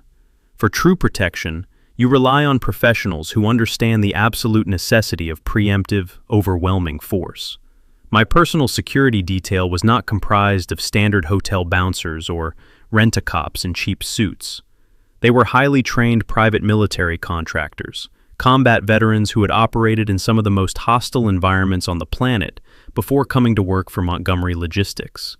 I paid them exceptionally well because they possessed the rare ability to blend into the background like ghosts, until the exact moment extreme violence was required. 2 massive guards, dressed impeccably in tailored black suits that hid the tactical Kevlar gear underneath, materialized instantly from the dark shadows of the head table. The first guard tackled Tristan at full speed, hitting him squarely in the chest with the devastating force of a runaway freight train. The brutal impact lifted the fraudster completely off his expensive leather shoes. Tristan slammed violently into the polished marble floor, all the air rushing out of his lungs in a pathetic, wheezing gasp. The second guard was on him a millisecond later, grabbing Tristan's right arm and twisting it sharply behind his back in a brutal, highly efficient military submission hold. Tristan shrieked in sudden, agonizing pain as his face was pressed mercilessly into the cold stone floor, his nose flattening against the hard marble. A third guard stepped smoothly in front of Jada, placing his broad frame as a physical barrier between my granddaughter and the neutralized threat. His posture perfectly relaxed, but his eyes scanning the massive room for any secondary attackers. The entire takedown lasted less than 3 seconds. It was surgical, devastating, and flawlessly executed. While the guards held Tristan pinned securely to the floor, listening to him thrash and curse like a trapped rat, my eyes scanned the outer perimeter of the chaotic ballroom. The room had descended into a total frenzy of loud murmurs and shocked gasps, but my focus remained intensely singular. A true coward will always run when the house catches fire, and I knew exactly which coward to look for.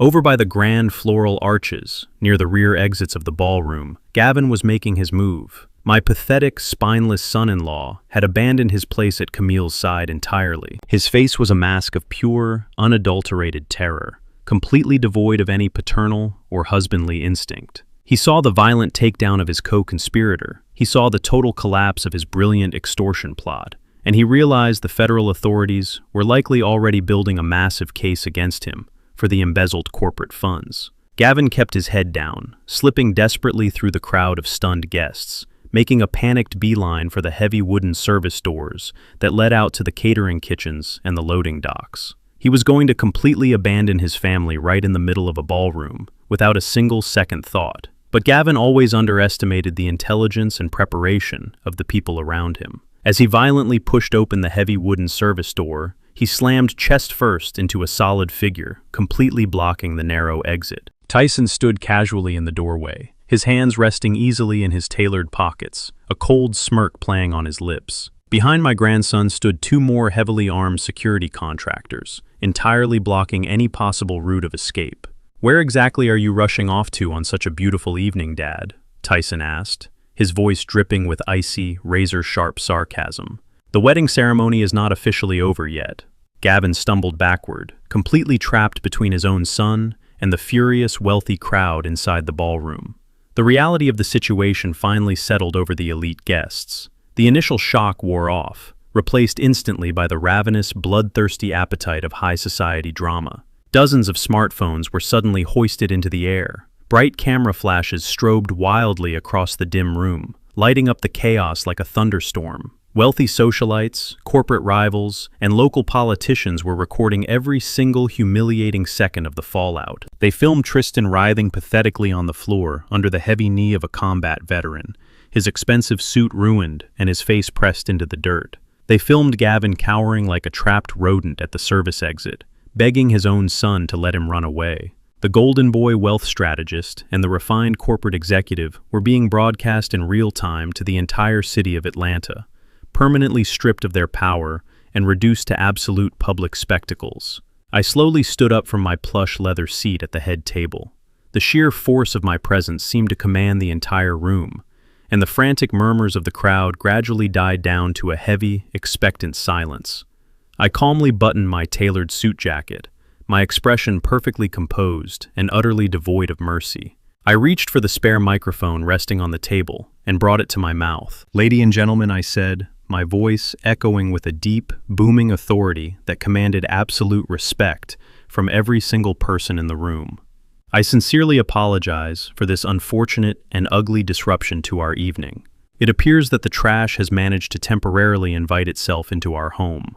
But the Montgomery family has always maintained a very strict policy regarding the absolute cleanliness of our house." I turned my gaze toward the security team holding Tristan down, and then toward Tyson, who was staring down his trembling father at the back doors. "Get these two parasites out of my sight right now," I ordered, my tone dropping to a chilling, lethal command that echoed through the high ceilings of the ballroom. "Throw them out the back service doors into the alley, and ensure they never step foot on Montgomery property ever again. The cleanup process is officially underway." The weekend passed in a blur of frantic damage control and public scandal, but Monday morning arrived with the cold, brutal certainty of a corporate execution. At exactly 8 o'clock in the morning, the sleek, towering glass doors of Montgomery Logistics Global Headquarters slid open. Gavin and Tristan marched into the expansive marble lobby. They had spent the last 48 hours dealing with humiliating police reports and posting exorbitant temporary bail after being unceremoniously dumped in the alleyway behind the wedding venue by my private security team. Their expensive tuxedos were long gone, replaced by sharp, tailored business suits that barely hid their bruised egos and Tristan's slightly swollen nose. They moved with an aggressive, frantic energy, driven by pure desperation. They genuinely believed that because I had spent the weekend dealing with the emotional fallout of my family, I had somehow neglected to secure my corporate perimeter. Gavin swiped his executive badge at the security turnstiles. The scanner blinked green. He still had physical access to the building, a highly calculated decision I had made specifically for this exact moment. They completely ignored the shocked, lingering stares of the corporate staff who had undoubtedly seen the viral videos of their public humiliation over the weekend. They stepped into the private executive elevator and aggressively hit the button for the top floor. They were battered, humiliated, and bleeding money, but they thought they still held the ultimate trump card that could reverse their fortunes. As the high-speed elevator shot upward toward the executive boardroom, Gavin was undoubtedly rehearsing his grand, victorious speech. He was relying entirely on a massive, fatal flaw in my family financial structure that he had spent years meticulously cultivating. 5 years ago, when Montgomery Logistics went through a massive restructuring phase to acquire a major international shipping competitor, I distributed a significant block of voting shares to my daughter. It was meant to be a gesture of generational wealth transfer, ensuring Camille always had a powerful, undeniable voice in the empire her mother and I built. But Gavin, ever the manipulative parasite, convinced her that the complex corporate voting process was far too stressful for her to manage while raising Jada and managing their estate. He emotionally blackmailed her into signing a blanket shareholder proxy agreement. That single piece of paper gave him the absolute legal authority to cast her massive block of votes on her behalf during any board of directors meeting. Combined with the handful of naive minority shareholders Tristan had secretly bribed or intimidated over the past few months with his fake wealth strategist credentials, they believed they had successfully assembled a hostile majority bloc. Their plan was as simple as it was vicious. They were going to use Camille's own shares to call an emergency, unannounced board meeting this morning. They intended to formally cite my sudden public outburst at the wedding and the fabricated medical documents as undeniable proof of my declining mental stability. They were going to demand an immediate vote of no confidence, to forcefully strip me of my title as Chief Executive Officer and Chairman of the Board. Gavin would instantly install himself as the interim CEO, giving Tristan the corporate authority to unlock the trust and pillage the company accounts before the federal authorities could finalize their embezzlement investigation. Tristan had assured Gavin that the corporate bylaws would protect them, spinning a web of legal jargon to convince his father-in-law that this boardroom coup was a flawless, foolproof strategy. They were marching to the top floor, believing they were corporate conquerors. The elevator doors chimed pleasantly and slid open on the 50th floor. Gavin and Tristan stepped out onto the plush, sound-absorbing carpet of the executive suite, their chests puffed out with the false, hollow bravado of dead men walking. They marched straight past the empty reception desk, their leather shoes silent on the floor, and approached the massive, frosted glass doors of the primary boardroom. Gavin reached out and aggressively pushed the heavy doors open, expecting to find a room full of confused and easily manipulated minority shareholders, waiting for his brilliant leadership. He fully expected to catch me completely off guard, perhaps scrambling in my private office downstairs, trying to manage the immense public relations fallout from the wedding. Instead, the heavy glass doors swung open to reveal a scene that instantly froze the blood in their veins and shattered their remaining confidence into dust. The expansive boardroom was completely silent. The long, custom mahogany table was polished to a mirror finish, reflecting the bright morning sun pouring in from the floor-to-ceiling windows that overlooked the sprawling Atlanta skyline. But the room was not empty, and it was not waiting for Gavin to take charge. I was already sitting at the very head of the table, occupying the chairman's seat. I was wearing a dark charcoal, custom-tailored suit, projecting the absolute impenetrable authority of a man who owned every single brick, beam, and glass pane of the building they were currently standing in. My hands were calmly interlaced, resting casually on the polished wood in front of me. To my immediate right sat Richard Thorne, my ruthless corporate attorney, looking at the two intruders with the cold, clinical detachment of a mortician examining his next subjects. Flanking the rest of the massive table were not the easily manipulated minority shareholders Gavin had hoped for. Instead, sitting quietly in the heavy leather executive chairs were the 5 senior majority stakeholders of Montgomery Logistics. These were fierce men and women who had built this empire alongside me for decades. People whose unshakable loyalty could never be bought with Tristan's cheap illusions or Gavin's hollow promises. Gavin stopped dead in his tracks, his hands still hovering awkwardly over the brass door handle. Tristan's arrogant smirk instantly vanished, replaced by the exact same look of sheer, unadulterated terror he had worn while pinned to the floor in the hotel. They had charged into the boardroom, expecting to stage a brilliant surprise coup. Instead, they had walked willingly into a heavily fortified corporate execution chamber. "Please, come in, gentlemen," I said, my voice echoing smoothly against the glass walls, utterly devoid of any anger or surprise. "We have been sitting here waiting for you all morning." Gavin swallowed hard, his Adam's apple bobbing nervously as he desperately tried to salvage the shattered remains of his master plan. He puffed out his chest, attempting to project confidence, and took a tentative step into the room. "You cannot hold a closed session without me, Wade," Gavin stated, his voice trembling slightly, despite his best efforts to sound authoritative and in control. "I am here exercising my legal right as a majority proxy holder. We are calling an emergency vote to immediately restructure the executive leadership of this entire company." I did not verbally respond to his pathetic, desperate demand. I simply unclasped my hands and picked up a single, crisp sheet of legal paper resting on the table directly in front of me. I flicked my wrist casually, sending the document sliding smoothly across the polished mahogany surface.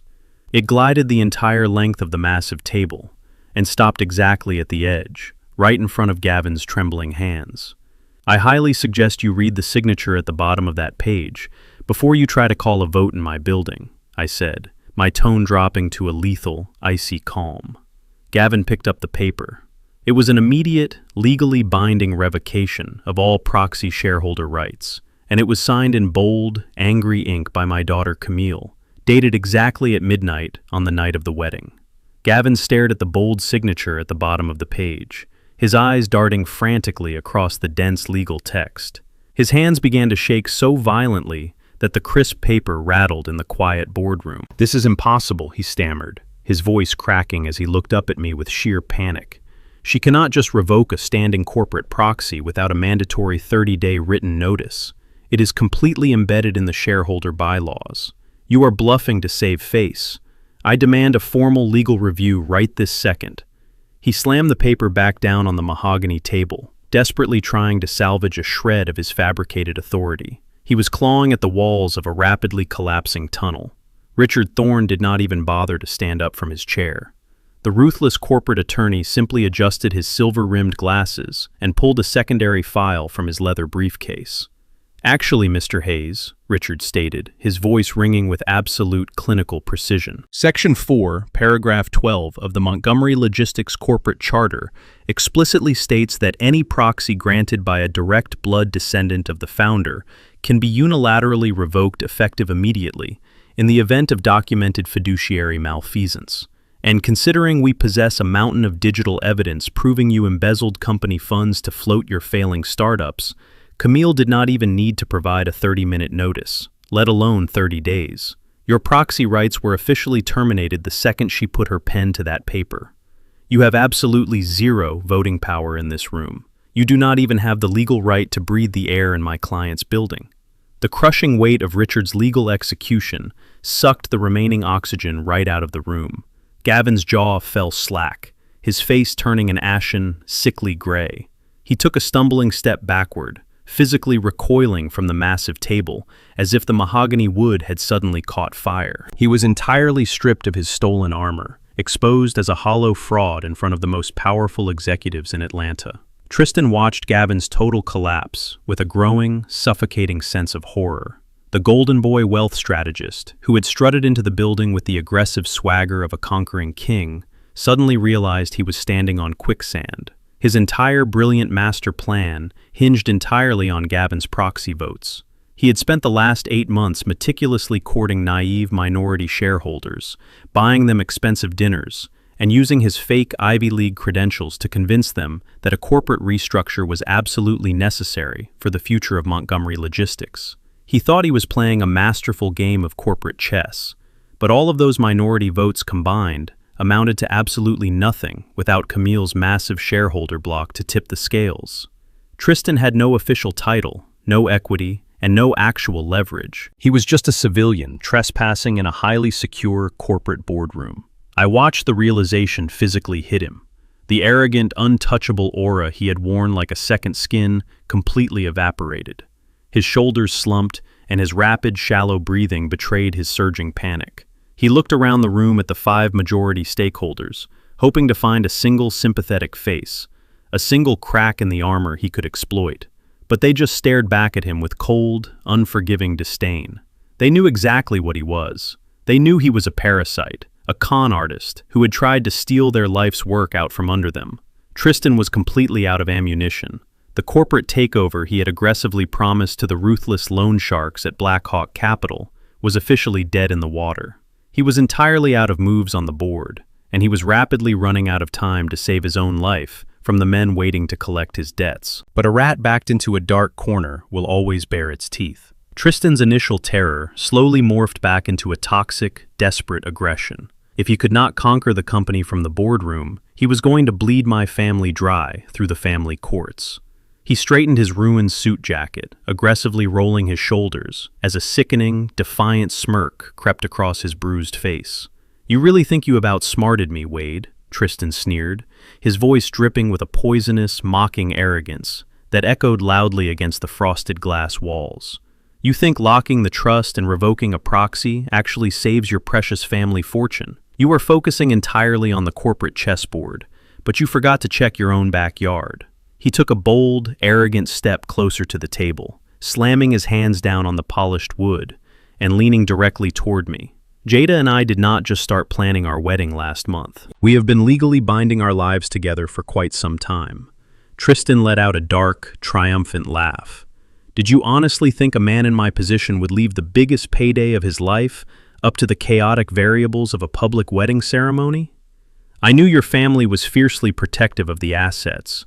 I knew Richard Thorne would eventually try to force an ironclad prenuptial agreement down my throat before I ever walked her down the aisle. So I bypassed your entire legal team completely.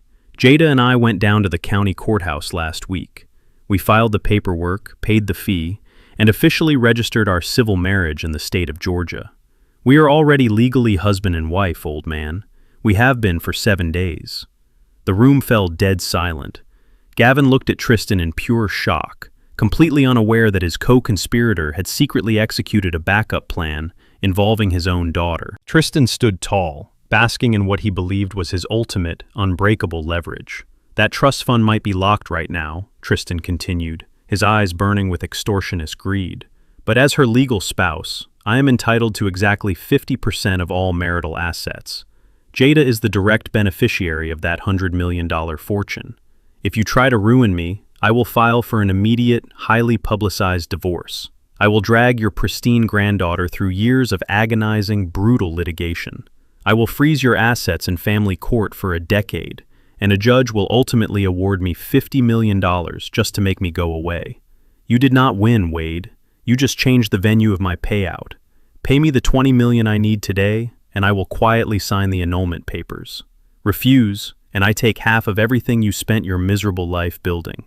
I did not flinch at his aggressive, extortionist threats. I did not blink, and I certainly did not show a single ounce of the fear he so desperately wanted to see. I remained perfectly seated at the head of the table, my posture relaxed and entirely composed. I reached down beside my heavy leather chair and lifted a massive, thick file folder. I dropped it squarely onto the center of the mahogany table with a resounding, authoritative thud. The folder was heavy, bound tightly with legal ribbons, and stamped heavily on the front cover.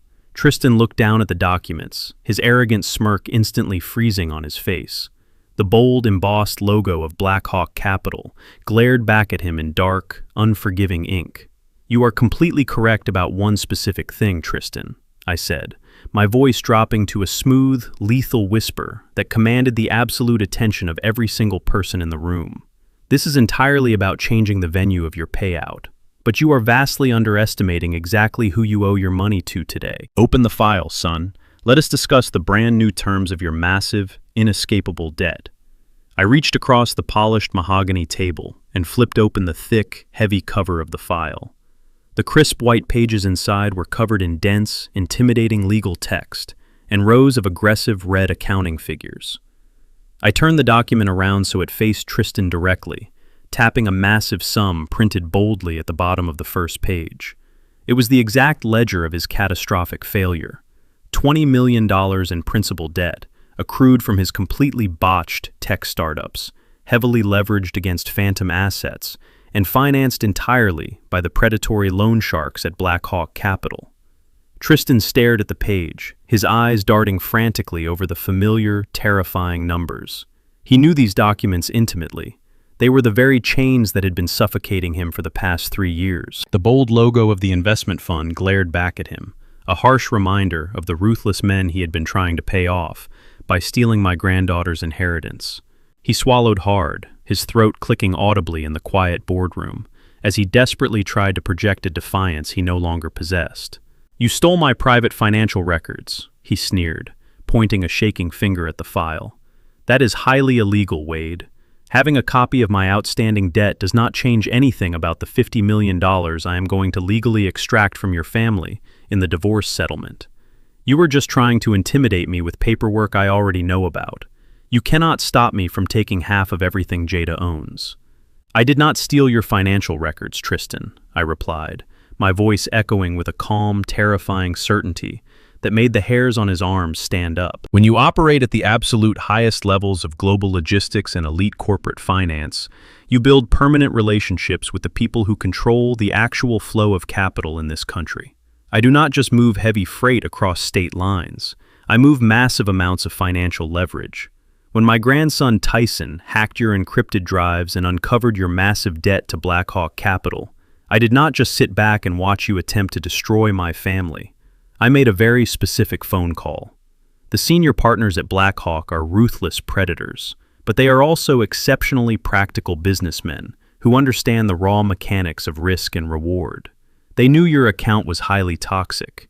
They knew you were a massive flight risk who was desperately trying to orchestrate a fraudulent marriage just to cover your tracks and flee the jurisdiction. They were actively preparing to write off your $20 million as a total loss and send a recovery team to physically break you apart. So, I offered them a highly lucrative, immediate alternative. I leaned forward, resting my forearms on the table, fixing him with a stare so cold it could freeze boiling water. At 6 o'clock this morning, while you were sitting in a dirty police holding cell trying to post temporary bail with your heavily maxed out credit cards, Richard Thorne executed a massive corporate buyout. Montgomery Logistics did not just pay off your debt to protect our family. We purchased your entire financial portfolio outright. We bought the principal, the compounded interest, the collateral clauses, and every single predatory penalty attached to your miserable name. I bought your crippling debt for pennies on the dollar because Black Hawk Capital wanted to wash their hands of your pathetic existence entirely. I am no longer just your estranged wife's grandfather. I am the sole, exclusive owner of your $20 million debt. I am your absolute only creditor. The arrogant, extortionist fire burning in Tristan's eyes was instantly extinguished, replaced by a cold, suffocating dread that radiated from his core. He took a stumbling step backward, desperately trying to comprehend the sheer magnitude of his absolute ruin. "You cannot do that," he stammered, his voice dropping to a panicked, breathless whisper. "You cannot just buy a private debt without my legal consent. You cannot own me." Richard Thorne let out a short, cynical laugh, adjusting his silver-rimmed glasses as he looked at the ruined fraudster. "Actually, Mr. Caldwell, commercial debt portfolios are bought and sold on the secondary market thousands of times a day without the debtor's knowledge or consent," Richard stated with brutal, clinical precision. "And because your specific loan agreement included a massive breach of contract clause, triggered by your fraudulent asset reporting and forged credit applications, the debt is no longer subject to a quarterly payment plan. The entire $20 million is officially due in full, payable immediately upon demand." I looked at Tristan, watching his entire world systematically collapse around him in real time. "I am calling the debt right now, Tristan," I commanded, my voice slicing through the boardroom like a razor blade. "Every single asset you possess is hereby seized to satisfy the outstanding balance. That luxury penthouse you rent in Midtown is currently being padlocked by my private security team. The leased Porsche you drive is being towed back to the dealership under a corporate repossession order. Your bank accounts, your investment portfolios, and your precious platinum credit cards have been completely frozen and permanently drained." Richard slid a final document across the table. It was a formal declaration of absolute, involuntary bankruptcy, drafted and filed at the federal courthouse just moments ago. "You thought you could use family court to freeze my assets for a decade," I said, maintaining my icy, relentless glare. "But you cannot afford to hire a divorce attorney. You cannot afford to buy a bus ticket out of Atlanta. You cannot even afford to buy a cup of coffee. You spent the last year pretending to be a master wealth strategist, building an illusion of power and sophistication to manipulate my family and steal my legacy. But the illusion is completely dead. You are a penniless, homeless fraud. You walked into this building thinking you were going to conquer an empire, but you are walking out of it with absolutely nothing but the clothes on your back. You are entirely stripped of your power, your money, and your fake identity. You are officially nothing." The brutal, undeniable reality of his situation finally crushed him. The massive $20 million trap had not just snapped shut, it had completely obliterated him. All the blood instantly drained from Tristan's face, leaving his skin a sickly, translucent white. His legs gave out beneath him, completely unable to support the weight of his total, catastrophic failure. He collapsed heavily into the nearest leather executive chair, his body going completely limp.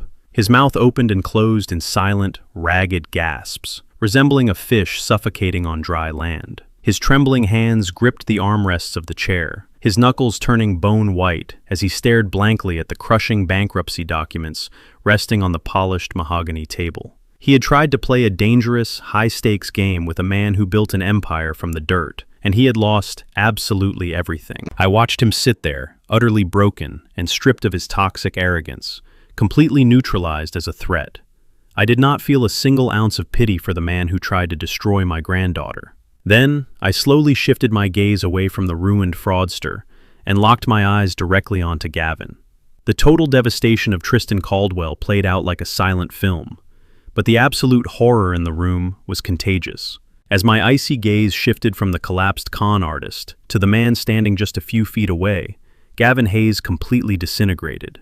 He did not try to puff out his chest. He did not attempt to summon any more of that fake, unearned corporate bravado that he had wielded earlier. The polished executive facade cracked and shattered into a million pathetic pieces. Gavin looked at the brutal reality of what I had just done to his co-conspirator, and his legs simply gave out. He dropped to his knees right there on the plush, sound-absorbing carpet of the executive boardroom. The sharp thud of his kneecaps hitting the floor echoed loudly in the quiet space. He looked up at me, his eyes wide and brimming with hot, desperate tears. "Wade, please," Gavin choked out, his voice cracking into a high, miserable whine. "Please, you have to listen to me. I was wrong. I was so incredibly wrong." His hands reached out toward the edge of the mahogany table, trembling violently as if he wanted to grab my suit jacket and beg like a desperate child. The 5 majority stakeholders watched him grovel with blatant disgust. The man who had just minutes ago marched into this room, demanding my immediate removal, was now openly weeping on the floor, stripped of every ounce of his manufactured dignity. I did not move. I did not offer him a single shred of comfort. I simply looked down at him, waiting for the inevitable flood of pathetic excuses to spill from his mouth. Gavin scrambled to find a lifeline, desperately trying to rewrite the history of his massive betrayal. "This was all his idea," Gavin wept, aggressively pointing a shaking finger at the catatonic Tristan, slumped in the chair beside him. "He manipulated me, Wade. He came to my office with these grand, fabricated financial projections. He promised me that we could double the capital and put everything back before anyone even noticed. You know how much pressure I have been under. You know how hard it is to maintain the lifestyle Camille expects. My startups were bleeding money, and the venture capital firms completely shut me out. I was terrified of failing my family. I was terrified of looking like a massive failure in your eyes." Gavin wiped his wet face with his tailored sleeve, his sobs echoing loudly against the frosted glass walls. He was weaponizing his own crippling insecurity, hoping I would somehow take pity on a man who had lived his entire adult life suffocating in my shadow. He thought if he played the role of the overwhelmed, misguided husband, I would spare him the wrath I had just unleashed on Tristan. "Wade, please remember who I am," Gavin begged, his voice dripping with pathetic desperation. "I have been a part of this family for 20 years. I am the father of your only granddaughter. I love Camille more than anything in this world. I gave up so much to fit into the Montgomery legacy. I know I made a colossal, unforgivable mistake, but I am still your son-in-law. Please, do not destroy me. Think about what this will do to Camille if you send me away. She loves me. She needs me. We can fix this quietly. I can work off the debt. I will do whatever you want. Just please, have mercy on me for the sake of our family." He looked up at me with red, swollen eyes, clinging to the desperate delusion that his 20-year marriage to my daughter gave him an impenetrable shield against total ruin. He genuinely believed that my fierce, protective love for Camille would ultimately force me to pardon his crimes. He thought he could use my daughter's heart as a human shield. I stared down at the weeping, pathetic excuse for a man kneeling on my boardroom floor. The utter lack of accountability made my blood boil. He was still trying to use Camille to save his own skin, completely ignoring the fact that his actions had already shattered her heart into a million pieces. I slowly reached into the leather portfolio resting on the table in front of me. I did not speak a single word as I pulled out a crisp, pristine legal document and tossed it casually toward the edge of the table. It slid to a halt right in front of Gavin's tear-stained face. This was not a corporate restructuring form or a proxy agreement. It was a comprehensive, legally binding petition for an absolute, uncontested divorce. Gavin stared at the bold, undeniable heading at the top of the page. His sobbing abruptly stopped, replaced by a sharp, panicked gasp. He saw the black ink signature at the very bottom of the document. It was Camille's signature, signed firmly and definitively, late last night after I had showed her the video of his betrayal in the wine cellar. "She does not need you, Gavin," I stated, my voice echoing with a cold, terrifying authority that left no room for debate.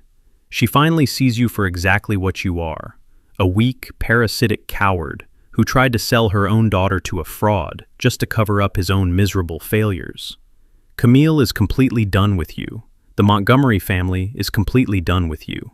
I pulled a second document from the portfolio and dropped it directly on top of the divorce petition. It was a formal, ironclad promissory note. "But this is where the mercy officially ends," I continued, leaning slightly over the table, my shadow completely engulfing him. "You systematically embezzled exactly $5 million from Montgomery Logistics over the last 3 years. You forged vendor invoices, you manipulated the quarterly expense reports, and you routed my company funds into your failing tech ventures. I have every single digital footprint, every unauthorized wire transfer, and every fake signature perfectly documented. That promissory note legally binds you to repay every single penny of that stolen $5 million directly to my corporate holding account. It strips you of any claim to Camille's assets, her properties, or her future earnings. You are walking away from this marriage with absolutely nothing but the clothes on your back and a massive mountain of debt. Gavin stared at the two documents, his mind completely short-circuiting as the total reality of his destruction finally set in. He had tried to steal an empire, and he was leaving with a financial death sentence. "You have exactly two choices right now, Gavin," I said, my voice dropping to a lethal whisper that cut through the silence of the massive room. "You can pick up the pen resting next to those papers and sign both documents immediately. You agree to the divorce, you accept the $5 million debt, and you walk out of this building a ruined, penniless man, but a free one. Or you can refuse. And if you refuse, Richard Thorne will immediately hand over the massive binder of your embezzlement evidence directly to the federal prosecutors waiting downstairs. You will be arrested for corporate fraud, grand larceny, and wire fraud before you even reach the lobby. You will spend the next 20 years in a federal penitentiary." I looked down at him, my expression completely void of any human sympathy. "Sign the papers or go to prison. The choice is entirely yours." Gavin looked at the heavy gold pen resting on the polished wood. His entire body was shaking uncontrollably. Tears streamed down his face as he realized he had absolutely no way out. Slowly, with a trembling, defeated hand, Gavin reached up and grabbed the pen. Gavin pressed the heavy gold nib against the crisp paper.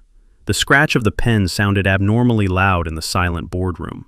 He signed his name with jerky, erratic strokes, permanently surrendering his marriage and legally binding himself to a massive $5 million debt.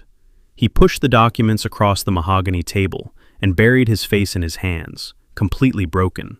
Tristan watched this final act of submission with a wild, unhinged look in his eyes. The terrifying realization that his brilliant scheme had ended in absolute poverty and catastrophic failure snapped the last frayed wire in his mind. With a sudden guttural roar that tore through his throat, Tristan violently kicked his leather chair backward. He scrambled across the polished wood, his hands outstretched like jagged claws, aiming directly for my throat. He wanted to physically tear me apart for destroying his life. He never even got within striking distance. The two private military contractors stationed discreetly just inside the boardroom doors moved with blinding speed. The first guard intercepted Tristan mid-lunge, driving a heavy shoulder directly into the fraudster's ribs. Tristan hit the plush carpet with a sickening thud, the wind violently expelled from his lungs. The second guard descended instantly, grabbing Tristan's flailing arms and pinning them brutally behind his back. The guard dug a heavy tactical boot into the space between Tristan's shoulder blades, completely neutralizing him. Tristan thrashed against the floor, spitting and cursing, his face contorted in a mask of impotent, pathetic rage.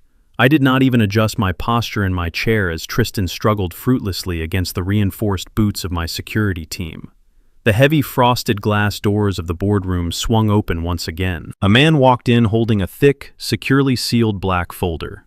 Javier was the absolute best private investigator money could buy in the state of Georgia. He was a former federal agent who knew exactly how to track digital footprints across international borders and uncover the deepest corporate secrets. I had put him on payroll the very day Tristan first stepped foot into my house, with that fake, overly confident smile. Javier walked calmly to the head of the table and handed me the black folder. "You have entirely lost your mind if you think you can just beat me up and steal my money," Tristan yelled from the floor, his voice muffled by the carpet. "I will sue you for everything you have." Javier looked down at the pinned fraudster and let out a dry, humorless laugh. "You are in no position to sue anyone, Mr. Caldwell," Javier stated, his voice carrying the calm, absolute authority of a man holding all the winning cards. "For the past 6 months, my team has monitored every single keystroke you made. We tracked the unauthorized access protocols you used to infiltrate the Montgomery servers. We documented the exact IP addresses you used to route those fraudulent loan applications to Black Hawk Capital. But your biggest mistake was contracting a black market document forger to create fake medical records regarding Mr. Montgomery's mental capacity.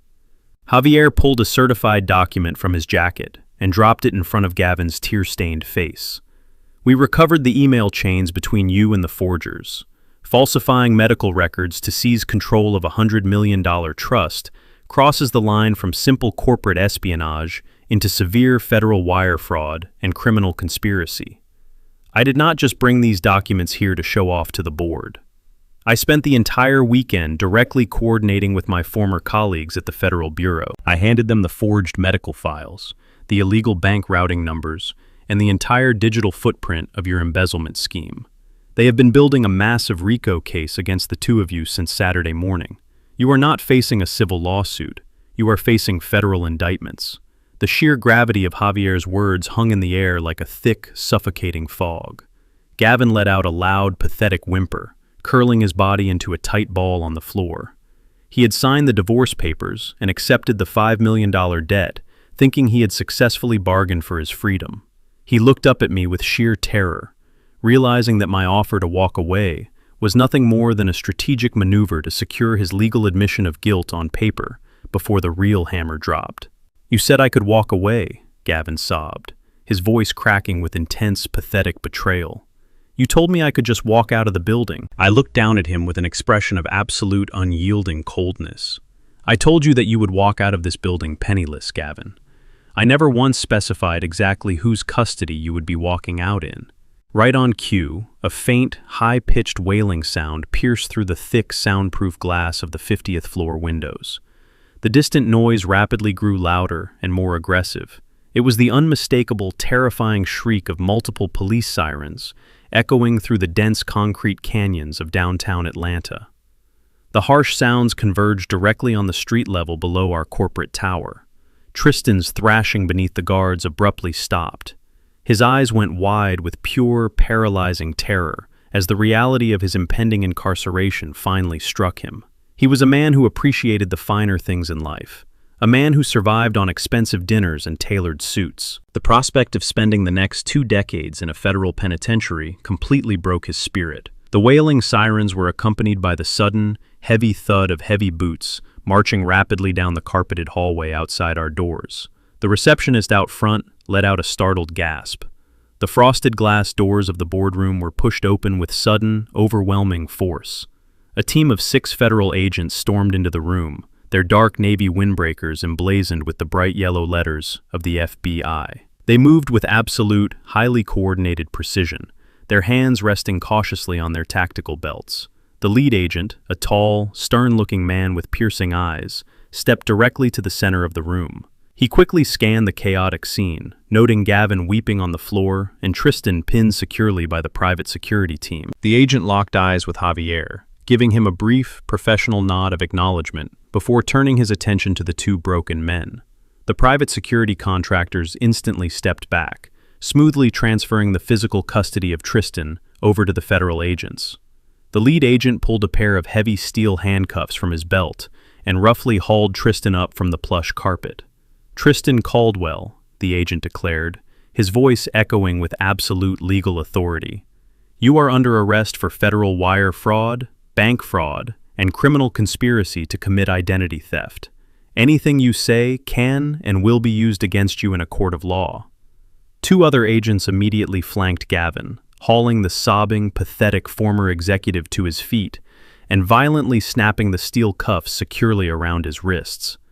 "Gavin Hayes, you are under arrest for grand larceny, corporate embezzlement, and federal extortion," the second agent announced with brutal clarity. The heavy metallic clink of the handcuffs locking into place was the most satisfying sound I had heard all year. The brilliant wealth strategist and the arrogant corporate executive were now officially reduced to common criminals. Their master plan to steal a $100 million empire had spectacularly ended with them standing in my boardroom in federal chains. The sharp, metallic click of heavy steel handcuffs ratcheting tightly around Gavin's wrists echoed through the boardroom with a beautiful, defining finality. It was the sound of a carefully constructed 20-year illusion completely collapsing into dust. Gavin slumped forward, the remaining strength rapidly draining from his legs. The federal agent firmly gripped his upper arm, hoisting him upward with an uncompromising, professional force that offered absolutely zero sympathy for his pathetic, whimpering state. A few feet away, Tristan was dragged forcefully up from the plush carpet by two towering agents. The Golden Boy wealth strategist, who had spent the last year meticulously cultivating an aura of untouchable, elite sophistication, was now just another common criminal in a ruined suit. His arms were pinned awkwardly behind his back, the silver cuffs biting sharply into his skin. His custom-tailored jacket was torn at the shoulder, stained with sweat, and completely stripped of its former prestige. He stood there, breathing in shallow, ragged gasps, his eyes darting frantically around the room, as if hoping to find a hidden trapdoor or a miraculous legal loophole. But there were no loopholes left. The impenetrable walls of Montgomery Logistics had completely sealed them inside, transforming my corporate sanctuary into their ultimate prison. The lead agent recited the Miranda rights with a cold, rhythmic monotony that cut through the silence of the room. Every single syllable served as a brutal, undeniable reminder that they had gambled with my empire and catastrophically lost. The federal agents did not attempt to shield the two men from the public eye. They did not usher them down a hidden service elevator or sneak them out through the subterranean loading docks. I had specifically requested that the arrest be handled with absolute, uncompromising transparency. When you attempt to execute a hostile takeover of a massive logistics empire, you do not get the luxury of a quiet, discreet exit. The agents marched Gavin and Tristan out of the frosted glass doors of the boardroom and directly into the expansive, open-concept corporate atrium of the 50th floor. The entire level was encased in floor-to-ceiling structural glass, offering panoramic views of the Atlanta skyline and allowing every single employee on the executive tier a completely unobstructed view of the unfolding spectacle. As the heavy doors swung open, the usual hum of ringing phones, clicking keyboards, and hushed corporate strategy meetings instantly evaporated. Hundreds of seasoned professionals, from senior vice presidents to junior financial analysts, stood up from their ergonomic desks and stepped out of their private offices. They lined the long, polished marble corridors, forming a silent, deeply judgmental gauntlet. These were the very people Gavin had routinely talked down to for the past 2 decades. These were the brilliant, hard-working men and women he had secretly planned to fire the moment he seized control of the company. They watched in sheer, unadulterated awe as the arrogant white executive, who had constantly paraded his unearned privilege, was paraded through their workspace in federal chains. Beside him, Tristan stumbled awkwardly, his highly polished leather shoes slipping slightly on the slick marble floors. The brilliant mastermind, who had attempted to steal a $100 million trust, was now forced to walk the corporate plank in front of the very financial experts he had so profoundly underestimated. The absolute, inescapable public humiliation was the ultimate punishment. It was a clear, undeniable message to every single person in the building, to my fierce competitors across the city, and to anyone who ever thought about challenging my family. The Montgomery Empire is fiercely guarded, and the penalty for betrayal is total, spectacular ruin. The agonizing walk toward the primary executive elevators felt like it lasted an eternity. The heavy, oppressive silence of the staring employees was suddenly shattered by a pathetic, gut-wrenching sob. Gavin completely broke down. The sheer terror of his impending reality finally bypassed his shock and hit his nervous system with full force. He began to drag his feet, desperately trying to slow the relentless forward momentum of the federal agents guiding him toward the elevators. "Camille," he wailed, his voice cracking violently, echoing off the glass walls and exposing the raw, pathetic core of his cowardice. "Tell Camille I am so incredibly sorry. Please, Wade, you have to call her. You have to tell her I never meant for it to go this far. I love her. I am her husband. Please do not let them take me away from my family." He was weeping openly now, hot tears streaming down his face and soaking into the collar of his ruined shirt.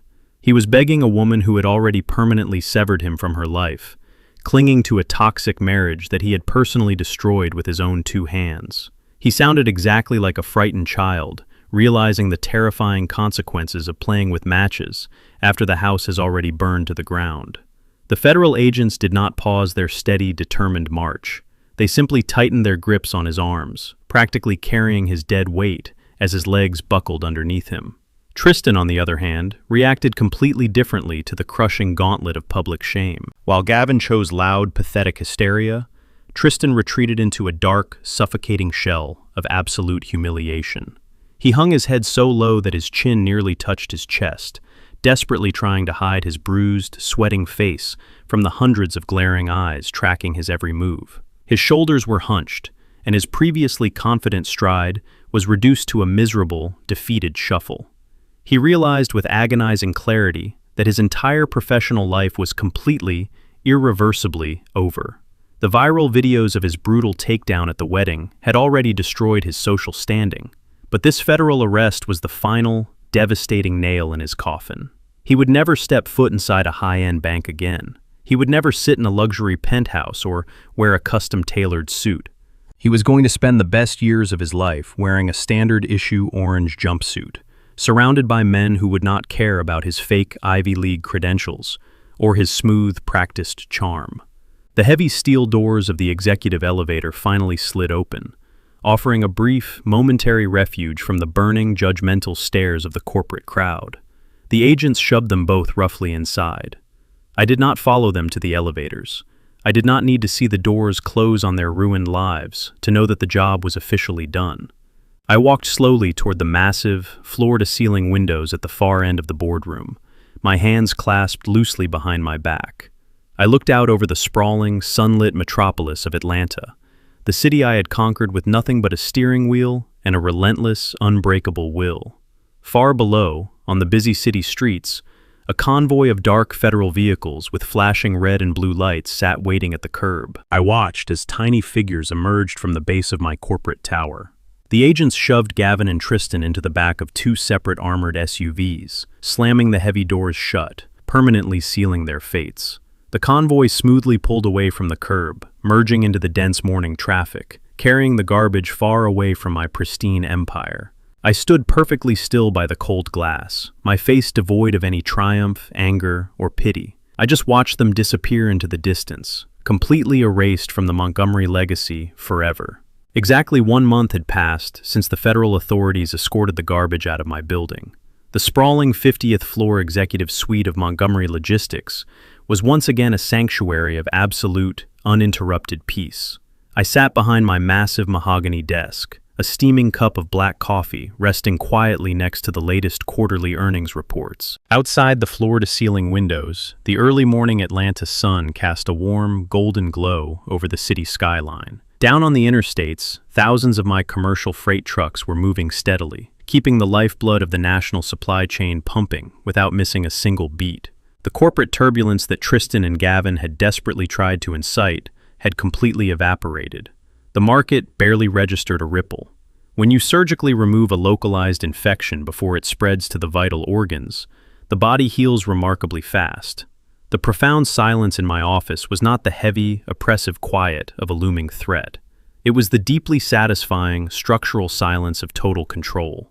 I leaned back in my heavy leather chair, letting the deep comfort of the morning wash over me. The violent storm that had threatened to tear my entire family apart was officially over. The relentless media gossip surrounding the dramatic arrests had finally died down, replaced by the relentless forward momentum of our business operations. We had survived the ultimate betrayal, not by cowering in the face of public scandal, but by standing tall and letting the absolute truth obliterate the lies. The air in the room felt distinctly cleaner, completely purged of the toxic, parasitic ambition that had polluted our lives for far too long. The heavy glass door to my office swung open with a crisp, confident push. Jada marched in, carrying a thick portfolio of real estate acquisitions. If you looked at her today, you would never recognize the terrified, weeping bride who had stood at the altar just 4 weeks ago. She had cut off her long, flowing hair, trading it for a sharp, sleek bob that perfectly framed her determined face. The elaborate, restrictive designer dresses were completely gone, replaced by a meticulously tailored, dark navy business suit that projected absolute authority. She was no longer blinded by the intoxicating, dangerous illusion of a fairy tale romance. She had completely thrown herself into the family business, taking over the expansion of our new automated distribution centers across the Southeast. She dropped the portfolio squarely on my desk, launching directly into a flawless, ruthless breakdown of our profit margins and land zoning permits. The fire in her eyes was magnificent to witness. She had learned the hardest lesson a wealthy heir can learn, and she had forged that agonizing pain into pure, unyielding armor. A few moments later, Tyson walked into the office, holding a secure tablet. I had officially promoted him to the position of Global Director of Information Security. He now commanded a massive team of elite cybersecurity experts, ensuring that the digital fortress protecting our corporate and personal assets remained entirely impenetrable. He handed me the tablet, showing a perfect, clean sweep of our internal networks. The siblings exchanged a brief, knowing smile before heading out together to dominate a morning strategy meeting.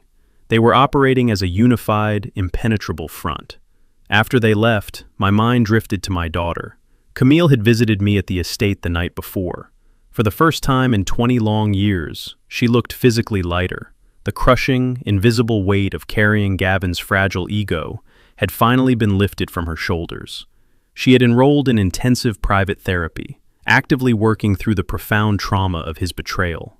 But more importantly, the genuine, radiant smile I had not seen since she was a young law student was slowly starting to return to her face. She was finally reclaiming her own identity, rediscovering the fierce, brilliant woman she was always meant to be. The poison had been completely extracted, and my family was actively healing. I stood up from my desk and walked slowly across the expansive office toward the far wall. Hanging prominently between two massive bookshelves was a stunning, life-sized oil portrait of my late wife, Gloria.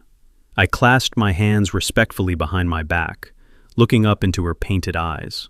Her expression captured that perfect, familiar mix of warmth and uncompromising steel that I loved so deeply. "We did it, Gloria," I said, my voice barely a whisper in the quiet room. "We weathered the absolute worst storm they could possibly throw at us." I looked at the fierce determination captured in her portrait and felt a profound, overwhelming sense of gratitude. The safety protocols she had insisted upon, the financial firewalls she had carefully designed, they had worked flawlessly. The scavengers came to our gates, armed with charm, forgery, and federal extortion. They tried to exploit our love for our daughter and our hopes for our granddaughter. They tried to use our own hard-earned wealth as a weapon to completely dismantle our legacy. But they severely underestimated the unbreakable strength of the Montgomery bloodline. We do not bow, we do not surrender, and we absolutely never negotiate with terrorists who try to invade our home. I stood there, tracing the familiar lines of her face, feeling the heavy burden of the last few months finally release its grip on my chest. The $100 million blind trust she had painstakingly established was completely untouched. Not a single, solitary cent had been lost to the predators. It remained locked safely away, a massive, generational shield designed to protect our descendants long after I am gone. The money was never just about buying luxury cars, sprawling mansions, or expensive champagne. It was always about acquiring the absolute power to dictate our own destiny. It was about building a fortress so incredibly high and so heavily fortified that no opportunistic fraudster could ever scale the walls. They looked at a wealthy black family and assumed we were an easy, uneducated target. They thought our fortune was just waiting to be legally plundered by someone wearing a better suit and carrying a fake degree. But I made sure they learned the ultimate, devastating lesson. The wealth we possess is not fragile. It is backed by decades of grueling labor, sleepless nights, and the ruthless, unforgiving grit required to conquer an industry that wanted nothing to do with us. "I protected our house, Gloria," I murmured, a deep sense of absolute finality settling into my bones. "I made sure the wolves were caught in their own traps. They are sitting in federal prison cells right now, stripped of their names, their assets, and their freedom. They will spend the rest of their miserable lives remembering the exact moment they realized they could never break us. Our foundation was tested, but it did not crack. It only hardened into solid steel. Our family is awake now, sharper and more resilient than ever before. You can rest easy, my love." People often say that massive wealth changes who you are. They claim it corrupts the soul and invites darkness into your home. But the truth is much simpler and far more brutal. Money is nothing more than a magnifying glass. It amplifies the true nature of the people surrounding you. It exposes the hidden greed of cowards and reveals the parasitic ambitions of those who want to reap the harvest without ever planting the seeds. But in the hands of a fierce, unwavering patriarch, that same money is the ultimate weapon of defense. It is the heavy armor required to crush those who try to harm your bloodline. As long as I have breath in my lungs, the Montgomery legacy will remain completely untouchable. I am the gatekeeper, and the gates are permanently secured. Thank you for joining me on this journey. If you found satisfaction in seeing these predators get exactly what they deserved, please hit the like button and subscribe to the channel. Leave a comment below and let me know how you would have handled these corporate vultures. Stay strong, protect your family at all costs, and never let anyone steal your crown. There is one final lesson I want to impart to anyone building a legacy.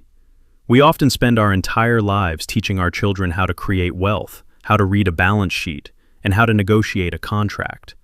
But we frequently forget to teach them how to identify a predator dressed as a partner. True generational wealth is not just about accumulating assets. It is about cultivating the fierce, unyielding discernment required to protect those assets from emotional manipulation. You must teach your bloodline to guard their hearts just as heavily as they guard their bank accounts. Share this video with someone who needs a reminder to fiercely protect their own peace, and subscribe to the channel for more stories of ultimate justice.